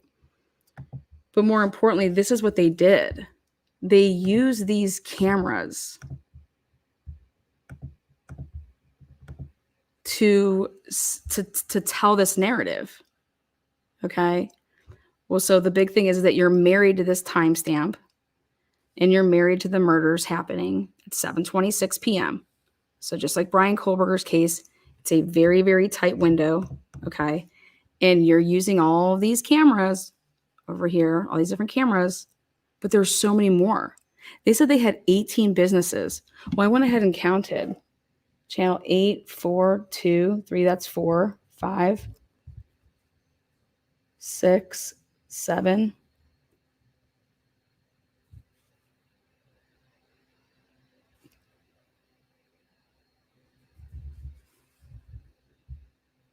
Eight, 9, 10. You didn't use 18, I can tell you that. I counted them. But I said, okay, let's see if we can find where there's mistakes in this. And I found a shit ton of them. The first being, it does not take 22 seconds to get from Mr. Suds, far north, etc., to passing Mr. Suds. Like, wait, what? So you're in the same area?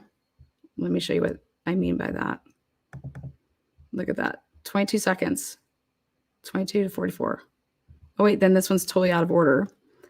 Then you have about 15 seconds, and you're passing CarQuest. So I went ahead and I looked at this just to see how ridiculous this shit was. And it's over here.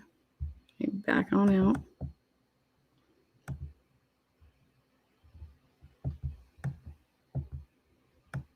We'll just put in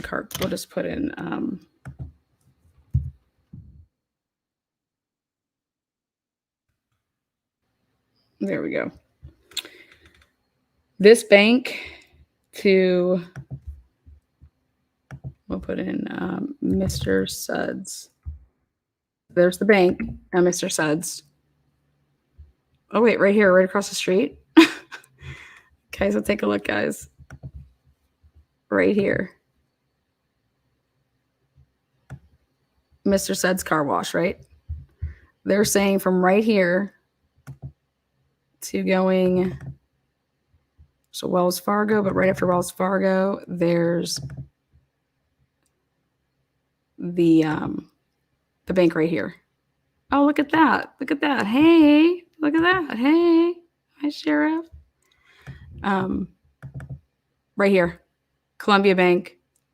From that point to the camera that's right there, right here, 22 seconds. There's no stoplights.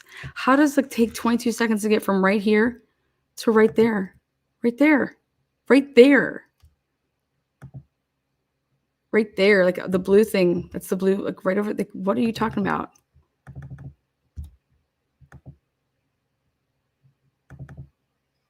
Right there. That's Mr. Suds. It's right across the street. Like literally, like that's Mr. Suds. 22 seconds? No, it doesn't take 22 seconds. It takes like 4 seconds. Okay. Then the next thing that he says he passes is right up here is like after this truck is, that's the office building in Far North Lodge, which is a coffee place. And in between this. So let me show you something else. So I said, okay, that's just completely not even possible. Oh, it didn't even share it? Oh my God. Ugh, you guys aren't even seeing it. Well, there you go. It's literally right next to each other. Car wash right there. Wells Fargo is the red sign. Right after the red sign is the Columbia Bank. So right there, that building right there. Cody Street on the corner of Cody and US 95. That's Columbia Bank. That's the camera that they say 22 seconds later, you know, passing the liquor store, which is right here. Okay. And then passing this car wash that this took 22 seconds to drive from what, I don't even know how many feet that would be. It would take a couple seconds to do that.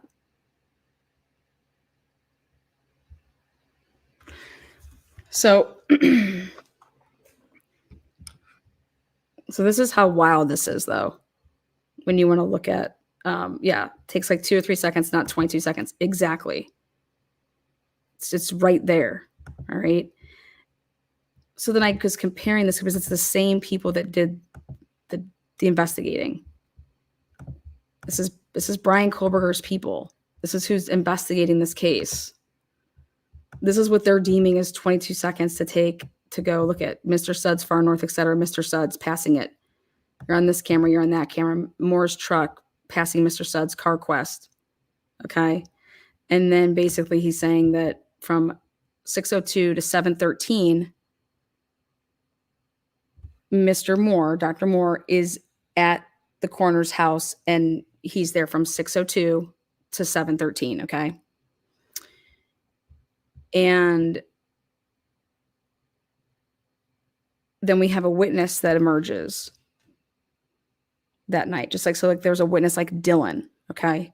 Well, there was a witness that emerged that night that would walk. Okay. And he said that he normally walks for 45 minutes to an hour. And so and if that's the case, you usually walk within like 30 minutes. You would then have to turn around to get back to wherever you started your walk from your hotel room. Okay. Well, he told officers that night that he walked from the Kootenai River in to the Safeway grocery store. I want to show people something. This wouldn't take like a genius to figure this out either.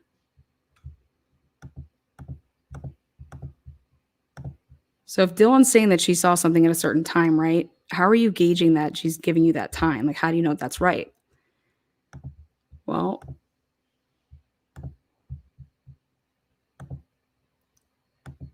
let's see.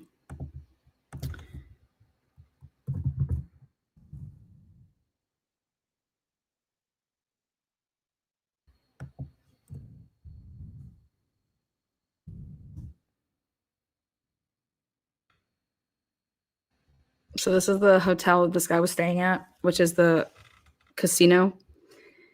And he said he went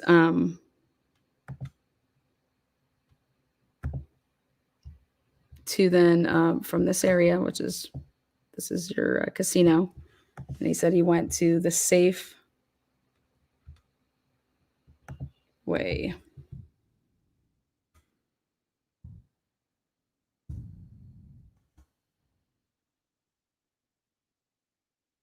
And he walked it. He walked the whole way there. All this. And you're going up a hill when you do this, when you're coming down from over here. There's tunnels and stuff that you can take, and there's back trails. But at the end of the day, that's a 45-minute walk.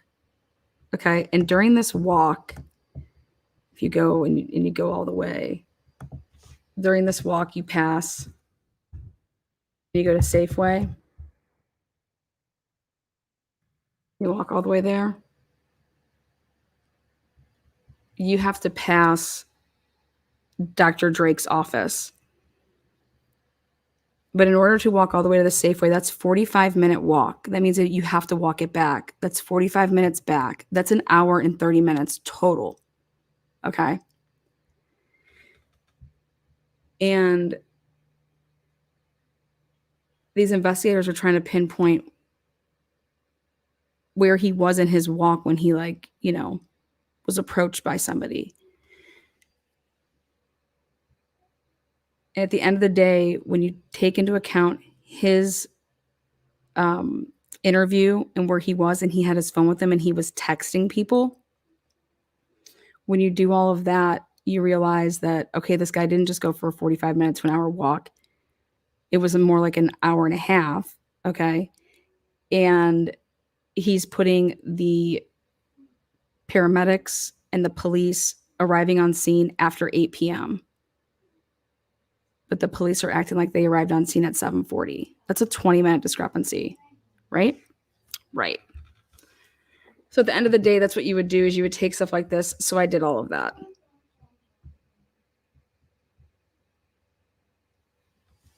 So when we go back to, they want to use something like this to pinpoint their, this is when the crime happened. And wait, why are you saying this is when the crime happened? Well, because this is when Jennifer Drake told us that she was on the phone, and this is what she heard while on the phone. Oh, so we're just going off of Jennifer Drake being on a phone call. So we're going off of Dylan Mortensen saying that the guy, I woke up and it was 4. Then I got out of my bed, I 3 times. Then the 3rd time he walked right past me. And when did this happen? Oh, well, it started at 4. I thought I heard Kaylee playing with the dog. Well, how do you know it was at 4? What did you do?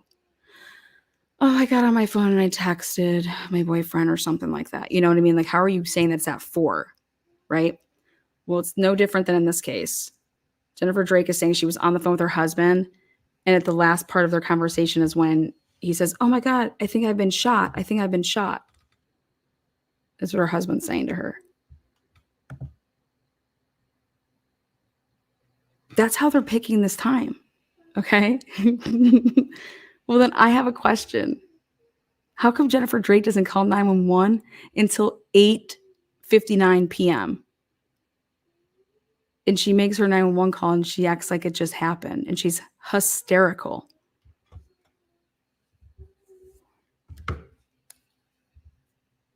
Ready?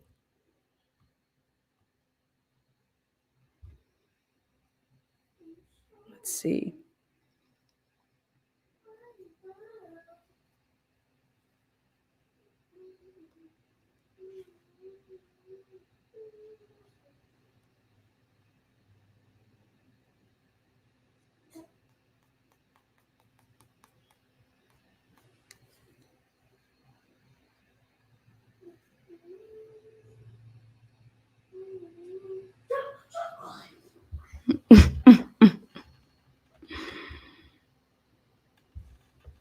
Like, I don't know who believes this stuff. I guess we're supposed to, though. So let's see if I should believe this or not.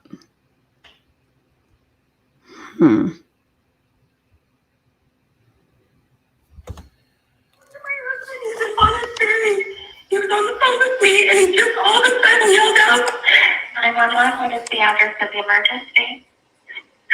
Oh my goodness, somebody please go to my husband. He's in Bonner's Ferry. He was on the phone with me and he just all of a sudden yelled out and said he thought he got shot, and then all of a sudden the phone went dead. Okay, ma'am, I had a hard time understanding you, so can you take a deep breath and slow down for me? Because I couldn't understand what you said. Okay, I need somebody to get up to this address at 6811 South Main Street in Bonner's Ferry, Idaho. I was just on the phone with my husband, and all of a sudden he yelled and said, ow, ow, and then all of a sudden he goes, I think somebody just shot through the window into my side. And then all of a sudden, the phone dropped, and it went dead. There we go. It was answered. Boundary County? Yes, it's in Boundary County. Down 11 South Main Street. Hold on just a moment, okay? Hold on just a moment. Okay, I'm going to put you through to Bonner County. Okay, I want you to step the line, don't hang up, and you need to explain that the emergency is at that location at Bonner's Ferry. Stay on the line. Down the line. Hello? Stay on the line. 911, what is the address of the emergency? Oh, please, go to 6811 South Main Street.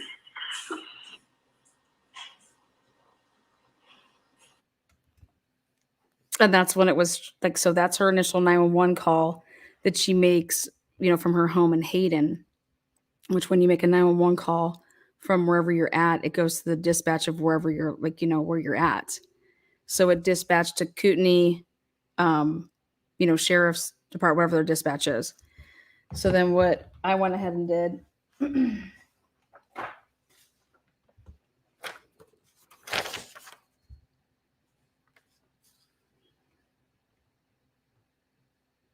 you know me, let's go get those. Let's see.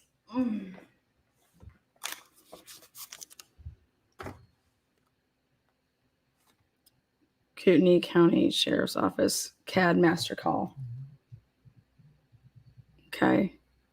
So if you want to prove that someone didn't do something right, the biggest thing that we're going to do is we're going to prove that your little fucking time that your murder happened didn't happen, right?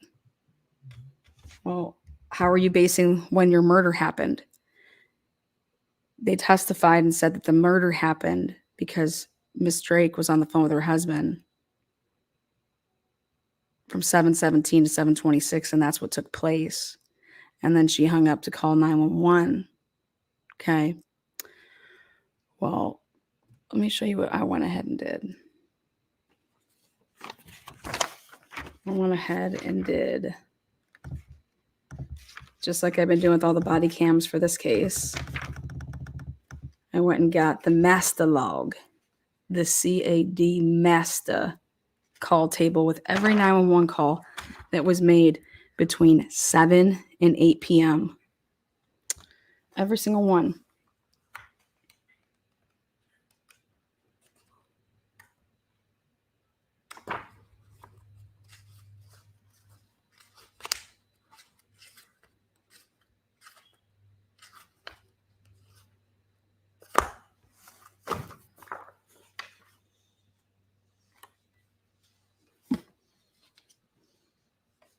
Compare it against who she called. There was no 911 call made by this woman between 7 and 8 p.m.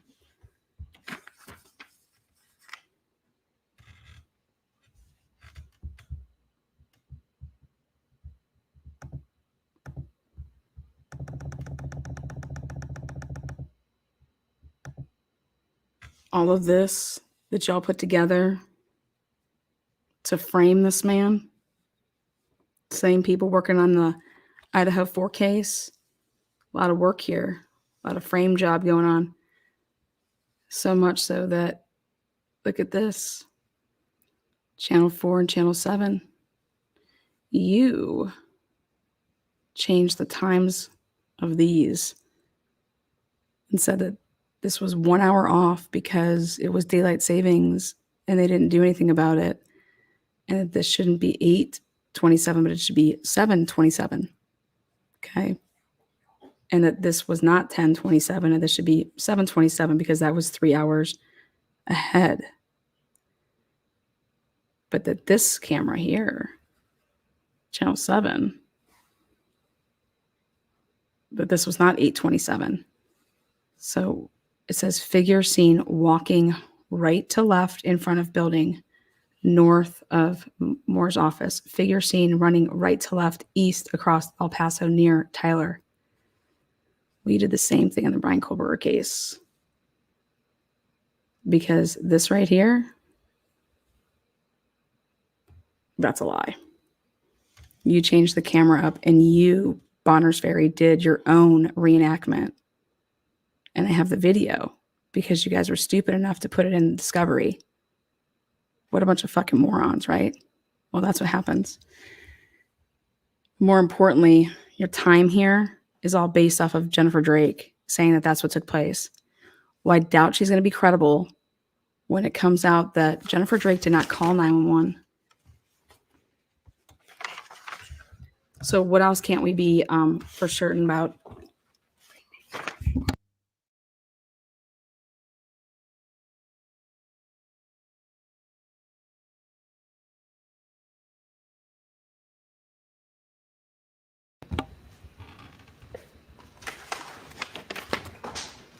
Again, the reason this is so important is because they're putting the time of crime with Brian Kohlberger.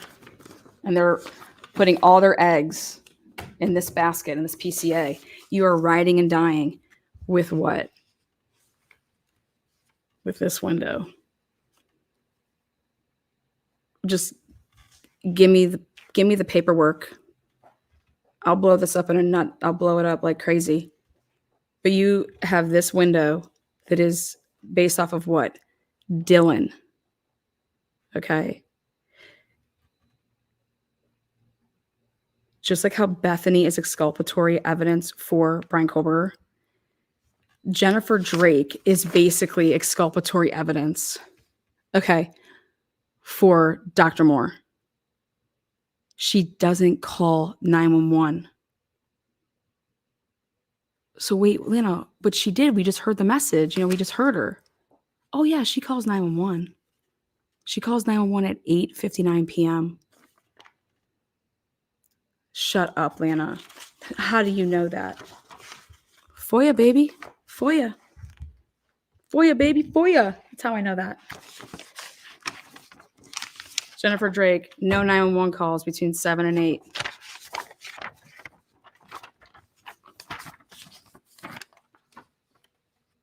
Jennifer Drake, all these phone calls made, not a single one of them to the police.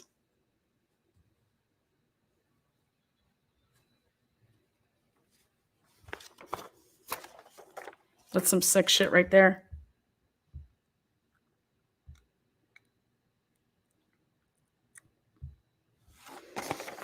They built this complete timeline around a completely innocent person. But it looks so good, doesn't it? It's like, oh my God, like, how do we deny that? This is exactly, this is so good. This is so good. Like, oh my God, look at all this. No, it's all fucking bullshit. Okay? It's all bullshit. All of it. Because you know what you're missing from all of this? What about all the other cars? What about the people that were walking? What about the person that called 911 as well as Jennifer Drake? What time did that call come in? What was he driving? Oh, he was driving a Subaru. That is what another witness said was the description of the actual perpetrator. Why is everybody involved in this case moved away? Why is everybody involved in the Idaho4 case moved away? Why is everybody afraid of law enforcement in Idaho? Why does everybody think they're going to get arrested in Idaho? If you don't play, they come for you. That's their MO. It's right here. I have no idea where the name Brian Colbert came from. I don't know that. But what I can tell you is that I can prove that the people that worked and are working on this case with the Idaho4 case have committed perjury, have fabricated witness statements, and have literally moved times of cameras to fit a narrative that never occurred. And they said that Brian Drake got shot through the window. He never got shot through any window.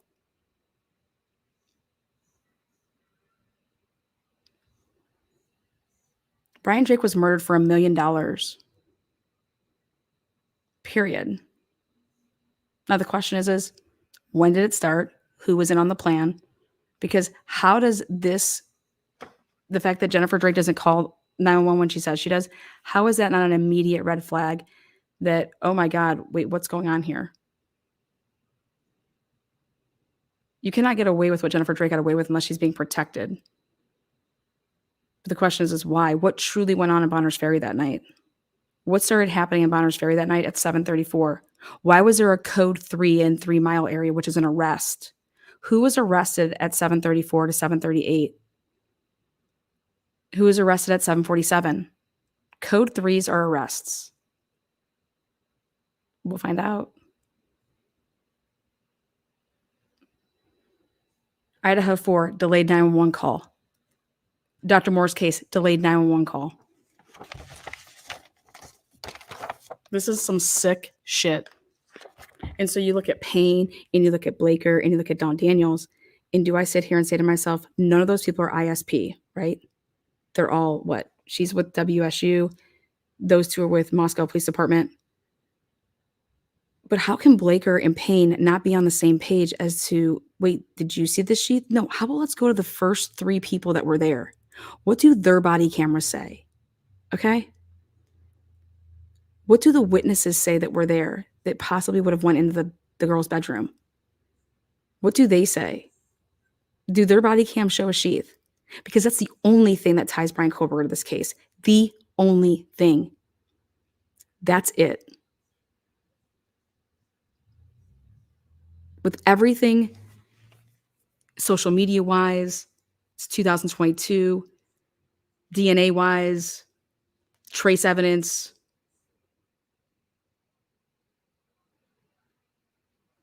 The only thing that you're able to literally put on this man is that we have your DNA on the sheath.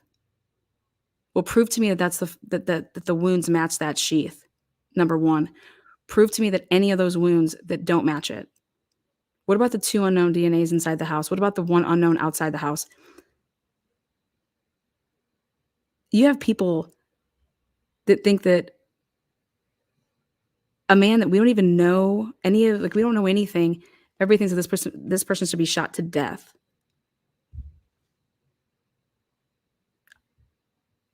Dr. Moore could have been facing the death penalty.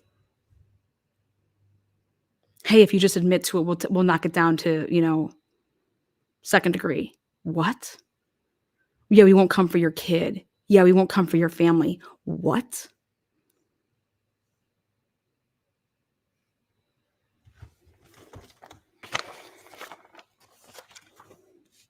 Tell us what we want to hear. We won't come for you. If a 60-year-old man was intimidated by those people, okay, we're talking about a chiropractor with education. We're talking about no speeding tickets, never done a drug, nothing, okay? Pillar of the community. if they were able to work him over, what do you think they did to 19 and 20-year-olds? Give me a fucking break.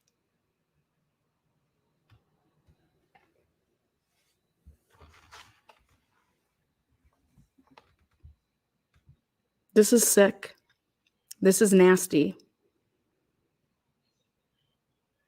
And any mainstream media outlet, anybody that has a YouTube channel, anybody that's covering this case and covers it any other way than factually, you're the problem.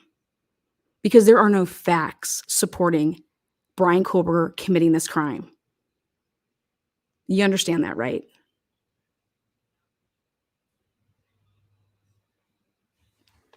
And now put yourself in the shoes of, wouldn't you want someone to have to prove that you did something?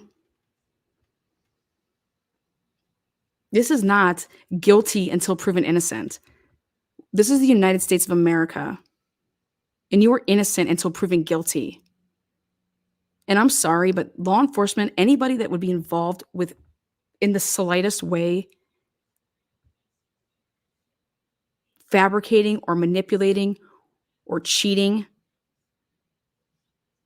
to get the end result that they want, they should never see the light of day again. Because how are you any different than the person that committed any type of, you're taking someone's life away. You're no fucking different. And I'm just so sick and tired of people not covering the shit that happens when it happens.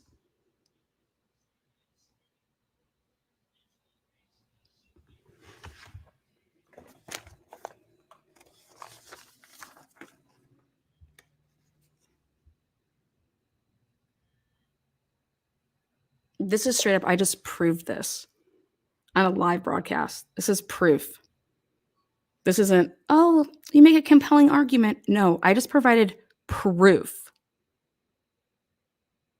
that a 911 call was made by a woman who said that she made it right after she got off the phone with her husband, by police officers that stood by it and hid the true time that she called 911, so much so that they wrote it in the probable cause that she made it right away. They put it in the PCA to arrest somebody. You understand that? The same people that are on this case, they knew that she didn't.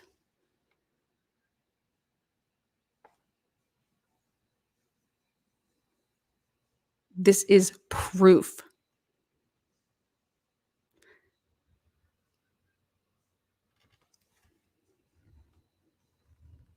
Jennifer Drake got $1 million within 3 weeks. Her husband's body wasn't off the floor of his office before she was on the phone with her life insurance, putting her claim in. The only way I will have any sympathy for Jennifer Drake is if she comes forward and has a really compelling story for what possibly law enforcement did to get her to do and say these things.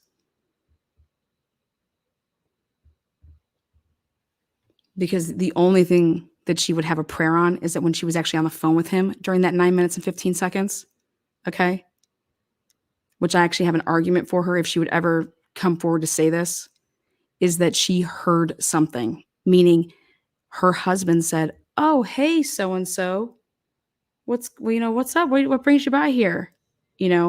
And so he was on the phone giving up a name, and then boom, he's shot. So therefore, Jennifer Drake would actually know some stuff and start freaking out because, oh my God, why Brian said that so-and-so just walked in the room and this is who's been giving us a problem. And what if it's a cop?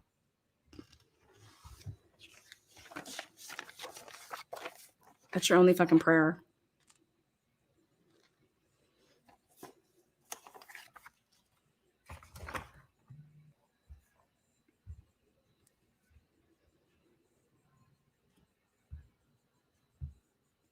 But yeah, if you're covering this case in any other way, and people that don't know, why is Lana covering this Bonner's Ferry case? Well, because Lana's fucking smart. Because Lana's proving Ann Taylor's case for her right in front of a national audience. This case is a spinning image of the Idaho4 case in so many ways. It's not even funny, and it's the same fucking people, and it's the same agencies. But I would have never known it existed if Ann Taylor did not write that she was looking for 3 people's, what do you call it, training records.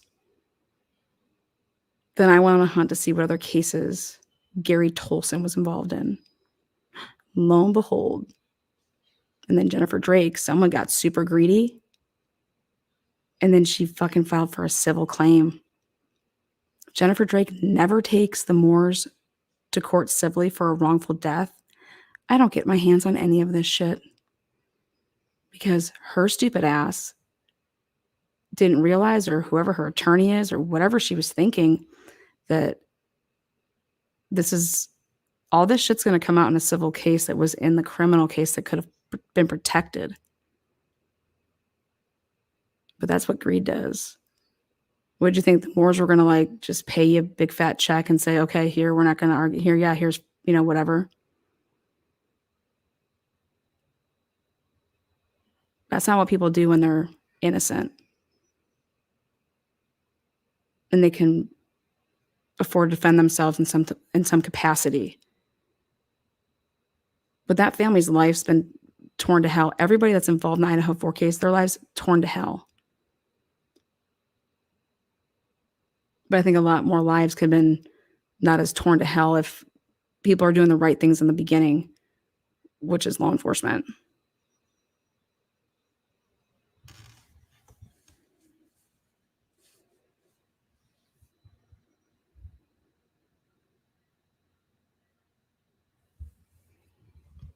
Once the evidence comes out, and if Brian Koberger did it, then Brian Koberger should pay the ultimate price.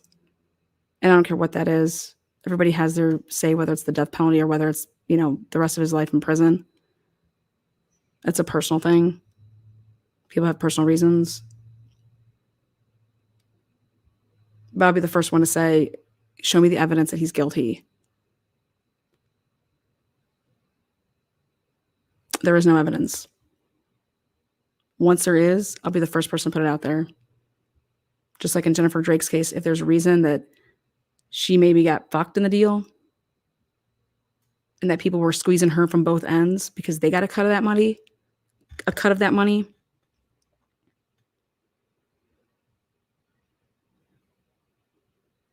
but she has to prove a lot because all she's done is lie.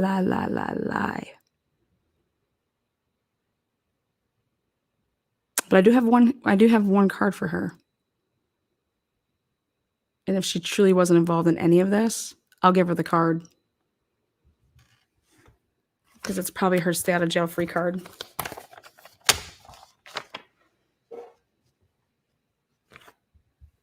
I've never heard of a widow or somebody that just became a widow that the first call she's making in the morning is to collect the insurance money.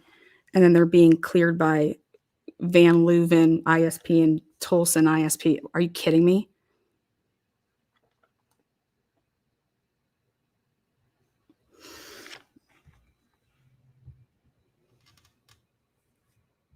Criminals usually don't admit they're criminals. It'd be nice though, huh, Lana? Well, I'm saying maybe she's not. And I'm the type of person that I consider everything. So there is one card that she has.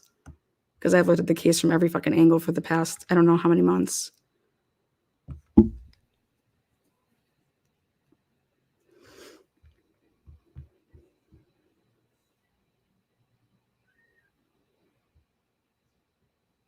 Thanks, V-Slims.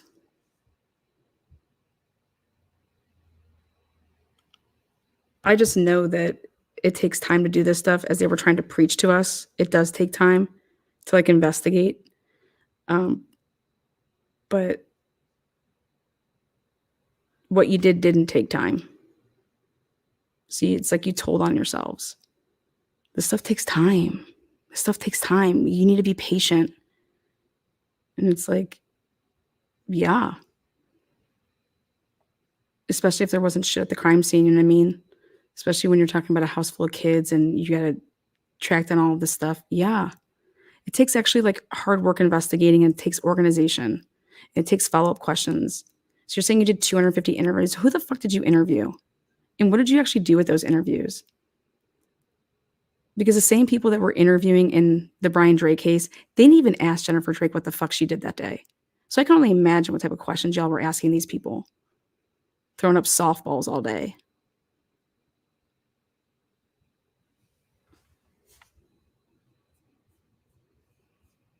You got poor Bethany thinking she's going to come to Idaho and be arrested. Why would Bethany think that? Why would any of these people think that?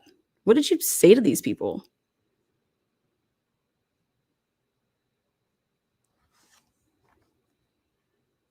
Whatever happened with like if people want to talk about this as like winning and losing to some people, like their conviction rates and all this crap. Well, your fucking win don't mean shit when you cheated or when you lied, and it's not really a win. And you're making people take plea deals because they're scared if they do lose that something worse is going to happen, and oh, well, then just do this, and we know that, you're not going to do any jail time, you're not going to do this, you're not going to do that. Fuck all that shit. But innocent people all day take deals. You know why? Because you're going to gamble with your own life. No, let me gamble with your life.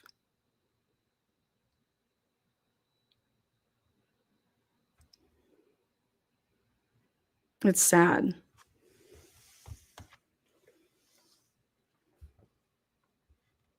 It doesn't take everybody knowing everything. This is a conspiracy. No. Guess what it just takes? It takes just looking the other way. It takes not following up with, the report should be, wait, we didn't ask this person this, this, and this. You're just not doing things. That's all it is. It's not all these people getting in a room and being like, okay, this is how we're going to go about this. No, that's not what happens. This is just inept. Like, who are the people that are becoming police officers? Because there's a lot of good ass police officers because they have passion, because they want to do it. Well, what do you think the other people are doing it for?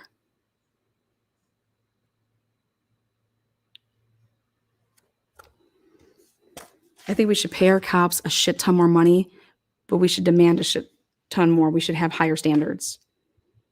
We can't have dumbasses being cops. I'm sorry. But we should pay our police a shit ton more money. Just like you pay lawyers a shit ton of money, right? We'll start paying cops like lawyers, and maybe fucking the right things will start happening. You don't need to take bribes. You don't need to get payouts because you're making really good fucking money, right?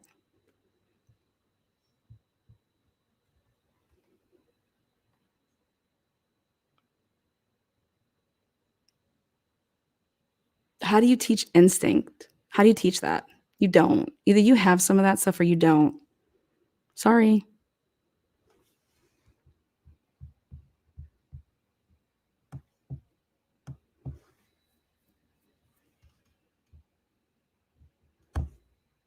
Yep. It takes one person. It does. It takes the right person. And then all it takes is the one person telling, like, unless a police officer that's there goes and takes the time to like read all the case file to see like what the hell's going on. Wait a second. Why didn't they follow up with what I wrote or like the person like that I interviewed? Like, cause they said some wild ass shit and it's not matching up. Like, what do you do then?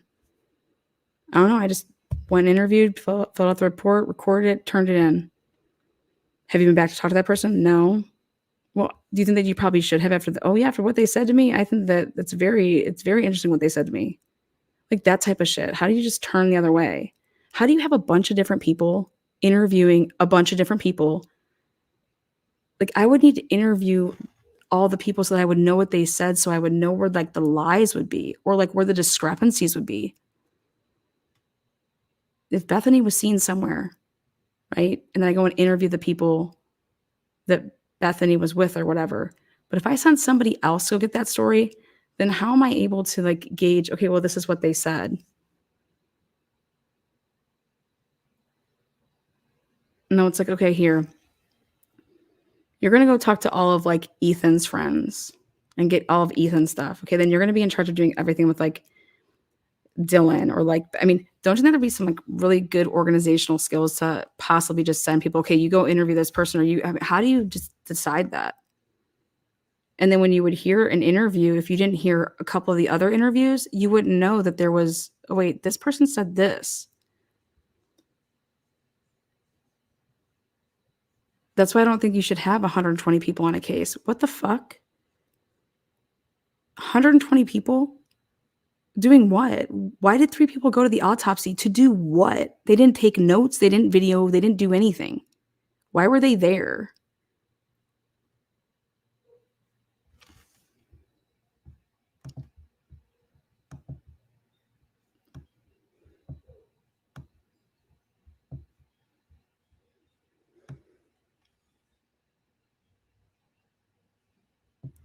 Insanity, if you ask me. Oh, and by the way, the person that performed Brian Drake's autopsy, she was straight up being investigated. Look her up. Sally Aiken, straight up being investigated for like 14 different autopsies that she did beginning in 2017. That's actually why they brought in the new ME, because of Sally Aiken being like, what the fuck are you doing? So that's the other thing. The person that did Brian Drake, Dr. Moore's case, Sally Aiken, claps for you. Yeah.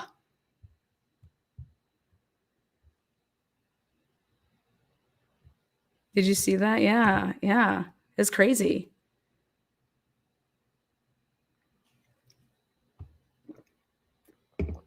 So again, those of you guys that joined us late, I put this video out there at the beginning. When was it? I think I did this right after the arrest of Brian Koberger. Any relation to Clay Aiken? Yeah, they sing together.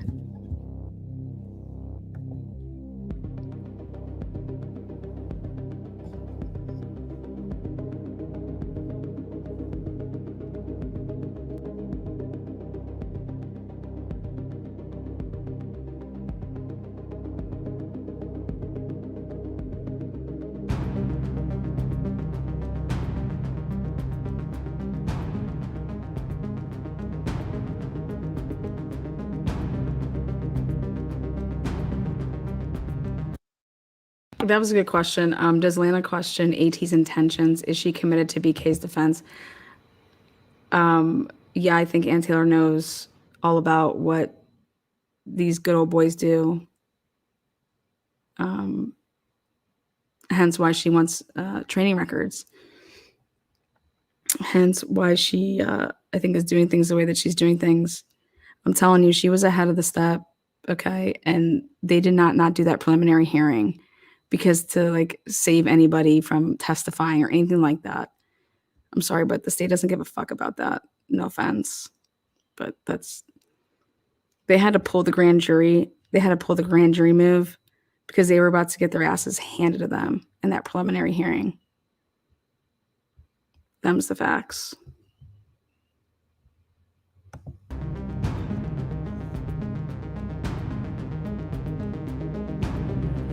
Studio with what he's learned. Jordan, what can you tell us? Well, the highest priority at this point remains tracking down that white Hyundai Elantra that was seen near the crime scene. But amidst thousands of tips law enforcement has received, it's been like tracking down a needle in a nationwide haystack. It's been 6 weeks since the murders of 4 U of I students. Law enforcement with limited answers, though with plenty of leads to go off of. Investigators continue to work through over 17,000 tips and leads that we've had thus far. The last number that we had were over 250 interviews have been conducted thus far, and that number continues to grow every day. Despite the sea of potential leads, no substantial updates have been announced in weeks. I asked if there was anything that they could share that might indicate that they're progressing in this case. It's hard for the people in the public to understand the inner workings and the things that are going on behind the scenes in an investigation like this. Like I said before, 17,000 tips and leads is a massive amount of information to analyze, review, and then get out to the investigators to work on. We are making Last part of the live here is 17,000 tips. What were in these tips? Like, let's think of it. What could have been in these tips? Like, who has the balls to like write in the tip line and be like, or call in and say, hey, what's up? You know, I think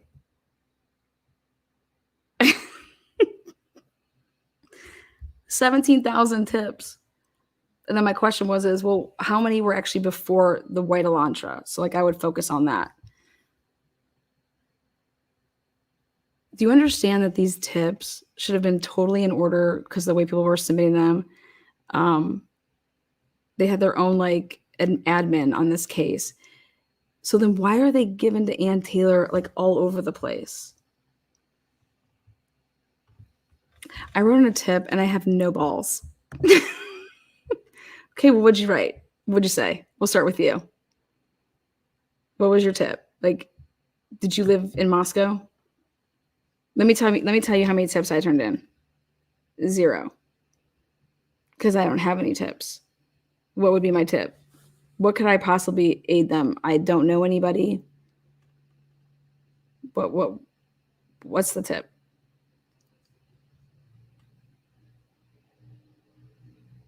How would we be able to give them a tip?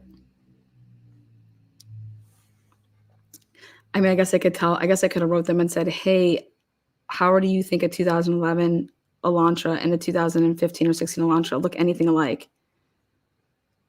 I have 2 kids in a frat at WSU. There you go. So she turned in a tip from the fraternity's involvement. Perfect. Way to go. You're involved. That makes sense. But truly think about it. 17,000 tips. What was being turned in? Because and then how did they pan out? What were they? Like, what came of them? We are vetting everything that we get. I think there was more like 100,000 tips, but I think there was like right around 100,000 tips. We'll see if I'm right. I don't think the right people are watching any of this of their own. 17,000 tips. I guess anytime you could pass a white Elantra, you could have called in and been like, I just passed a white Elantra. I took a picture of it, sent it in. They had Washington plates. They had, Idaho plates. Tips about soap. I'm just curious. Like, I think it would be interesting because your tip still being a mom with 2 fraternity kids, unless you have them on your phone plan, unless you went ahead and started pulling all their shit and turned over their phone, but it's all hearsay, right? Because it's not like an eyewitness tip. So they're probably going to ask you, well, can we talk to your kids, or what are your kids' names? I don't know. So I'm curious what the tips were. That wouldn't be somebody that would be involved. Because remember, like, Steve was asking people to come forward. So it's like the people that were there weren't saying anything. But yet, according to law enforcement, according to Discovery, people were turning over their DNA and their phones to just be downloaded. Okay, great. My phone was downloaded. Then who's going to go through that to make sure that the person and what they said was like telling the truth? Prosecution states that they had a dedicated tip line. However, when asked to present a list of the tips in chronological order, they refused to do so, stating that they did not collect tips in order. Yeah, they just didn't put them in order, which I guess I don't understand. Like, if the tips were coming in through email, they're already in order. You just press that button that says sort, and then I guess you would just share your folder. I don't know. I don't think that'd be difficult.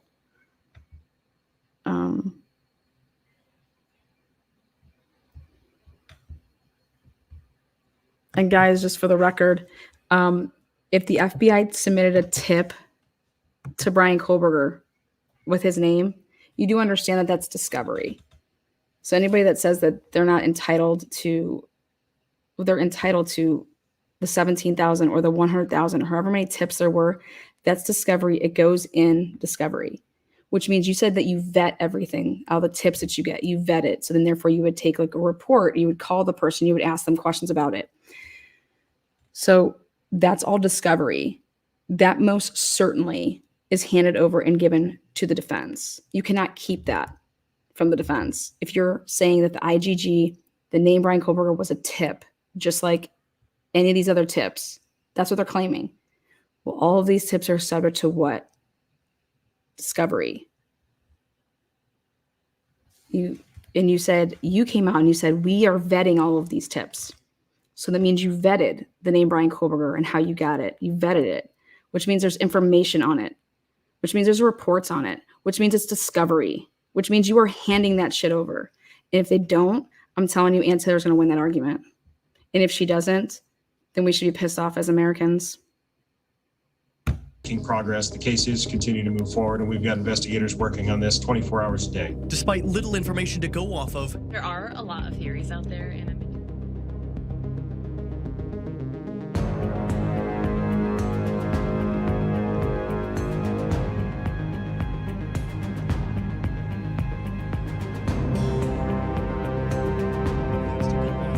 Investigators continue to work through over 17,000 tips and leads that we've had thus far. The last number that we had were over 250 interviews have been conducted thus far, and that number continues to grow every day. despite the sea of potential leads, no substantial updates have been announced in weeks.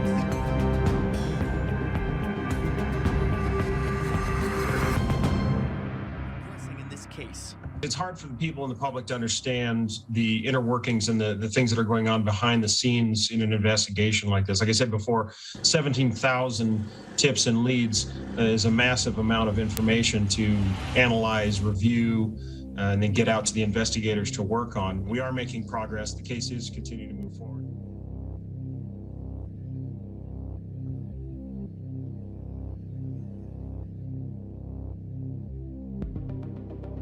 November 25th, 2022, Moscow police ask local law enforcement to help with finding the white Elantra.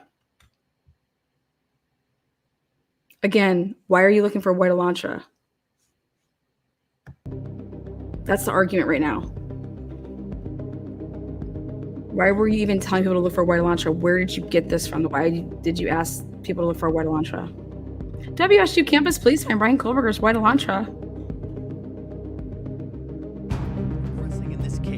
It's hard for people in the public to understand the inner workings and the things that are going on behind the scenes in an investigation like this. Like I said before, 17,000 tips and leads is a massive amount of information to analyze, review, and then get out to the investigators to work on. We are making progress. The cases continue to move forward. You guys understand that they can't go back on what they said. They wrote it in the documents and said that, and that's the genius of Ann Taylor right there. You got them to write it that, no, it's a tip. We got the name Brian Kohlberger as a tip, and then we investigated it. So you didn't vet your tip? How do you vet your tips? Where's the vetting process? When somebody just turned in the name Brian Kohlberger. Do you understand how genius this is? You cannot say, hey, you're not going to get this tip. You just can't do that. Like, can you imagine being Bill Thompson saying, I have to fucking argue this? Like, what are we going to say? Like this, we just said it was a tip. Now we're going to say, we say we vetted all of our tips and this is how we vet tips. Now we're going to say we didn't vet this tip, but that this is who we arrested. I'm sorry. Like think about that. That is insanity. That doesn't make any sense. I would want to argue that. Marsha Clark, yeah, that's what's going to happen. You give AT way too much credit, in my opinion. Could she be part of the narrative? What's the narrative? There's a narrative? I'm unaware then.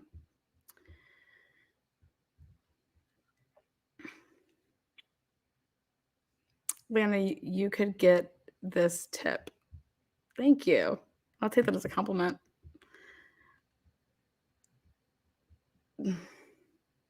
What am I giving Ann Taylor too much credit on? I'm curious because you have to like you can't just like say that blanket statement. You'd have to say like, yeah, this is why because you did this, that, or the other. That's pretty blanket.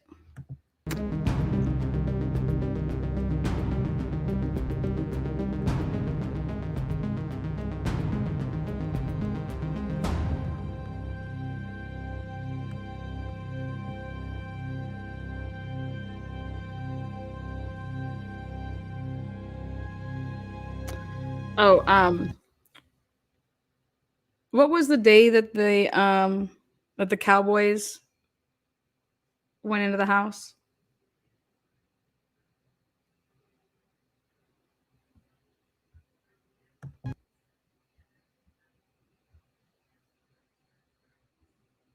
Hey, we want you guys to come forward. We really want to find this car. We really want to talk to you. We get the car, we run. Maybe a big break in the case. A grainy image didn't of a answer my speeding car question. that could be the white Hyundai Elantra police are looking for. A night manager at this gas station in Moscow, Idaho, discovered surveillance video that showed a white sedan driving by on the night the 4 University of Idaho students were murdered. The timestamp says 3:45 a.m., right in the time frame in which police say the killings took place. The video has been handed over to police. It shows the car traveling on this road outside the gas station.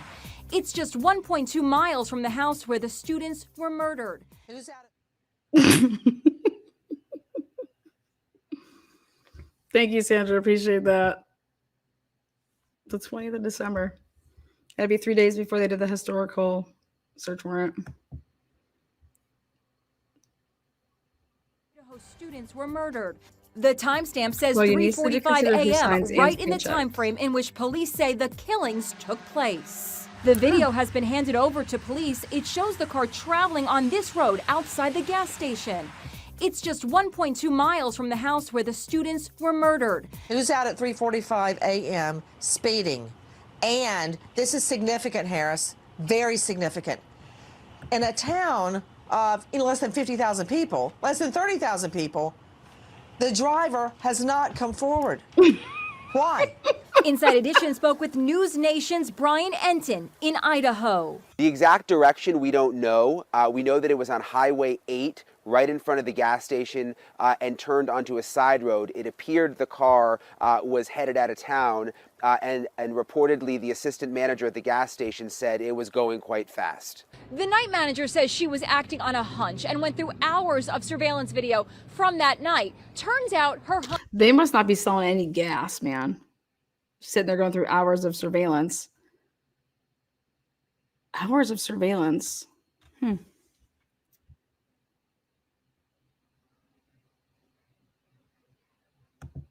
was right. Now questions are being raised about why a month after the murders, that gas station video and others from businesses along Route 8 had not been already examined by police. There are several...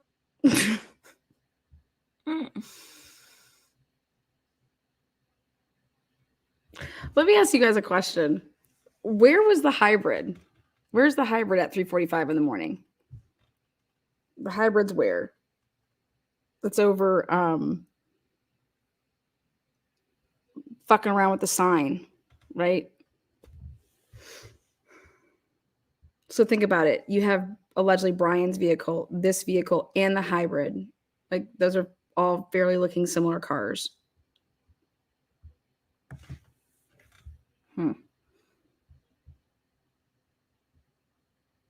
But the best part about it is the defense is still like, wait, where are you getting that this vehicle is such of an importance? Like, where did you see this? That's right by the house because we didn't seen it. What video? Linda Lane? Because you can't tell any part on Linda Lane. Linda Lane is just woo.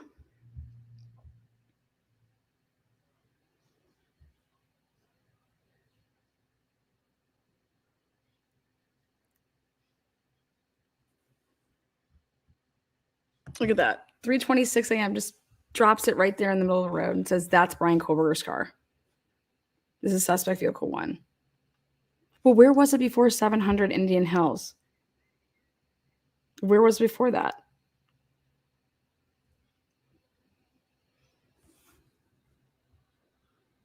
And then it just makes 3, just making circles. Oh, and then I did my Linda Lane. So actually I have those timestamps. Fuck, I forgot about that. All the work I've done in this. I don't even remember the work I've done in this case. Oh, shit. Linda Lane, get over here. Let me see Linda Lane. Where's my Excel on Linda Lane? Idaho students were murdered.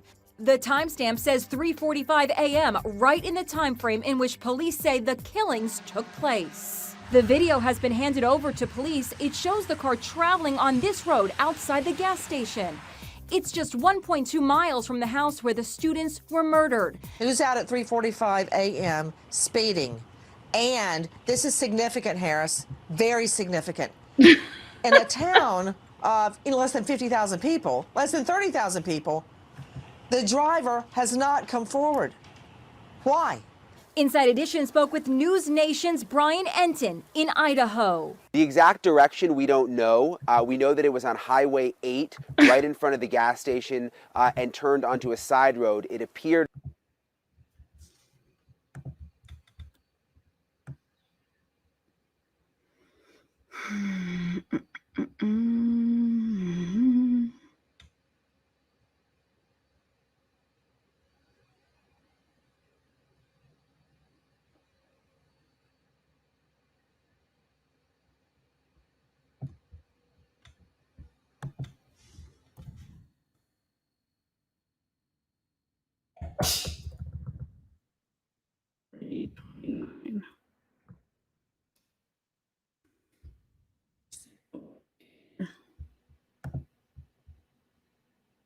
I'll make this bigger.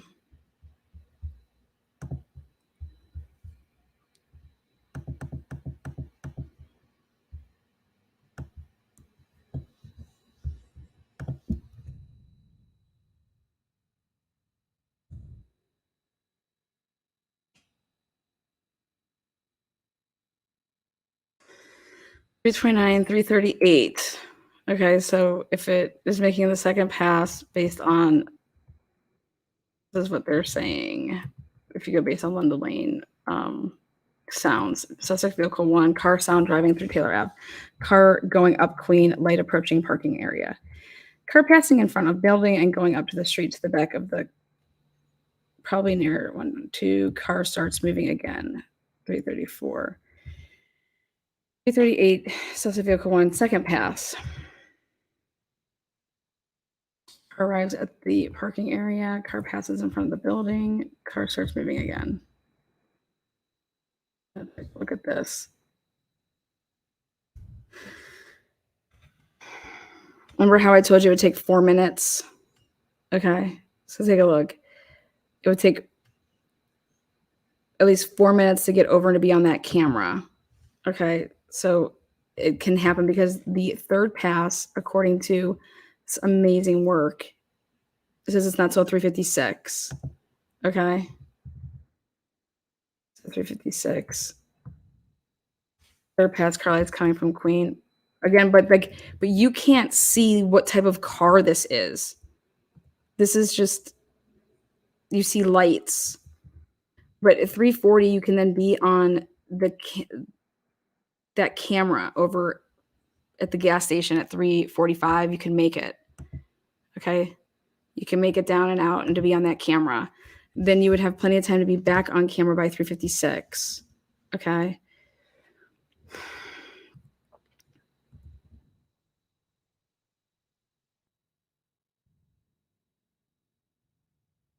It was a quick little 2-minute hitter. 3:58:42, possible DoorDash. Another car is approaching. Horn sound 3 times. It's like somebody getting out of the vehicle in their car, and their keys remain in their car. So it does like that beep beep. You know what I mean? Oh my God. Jesus.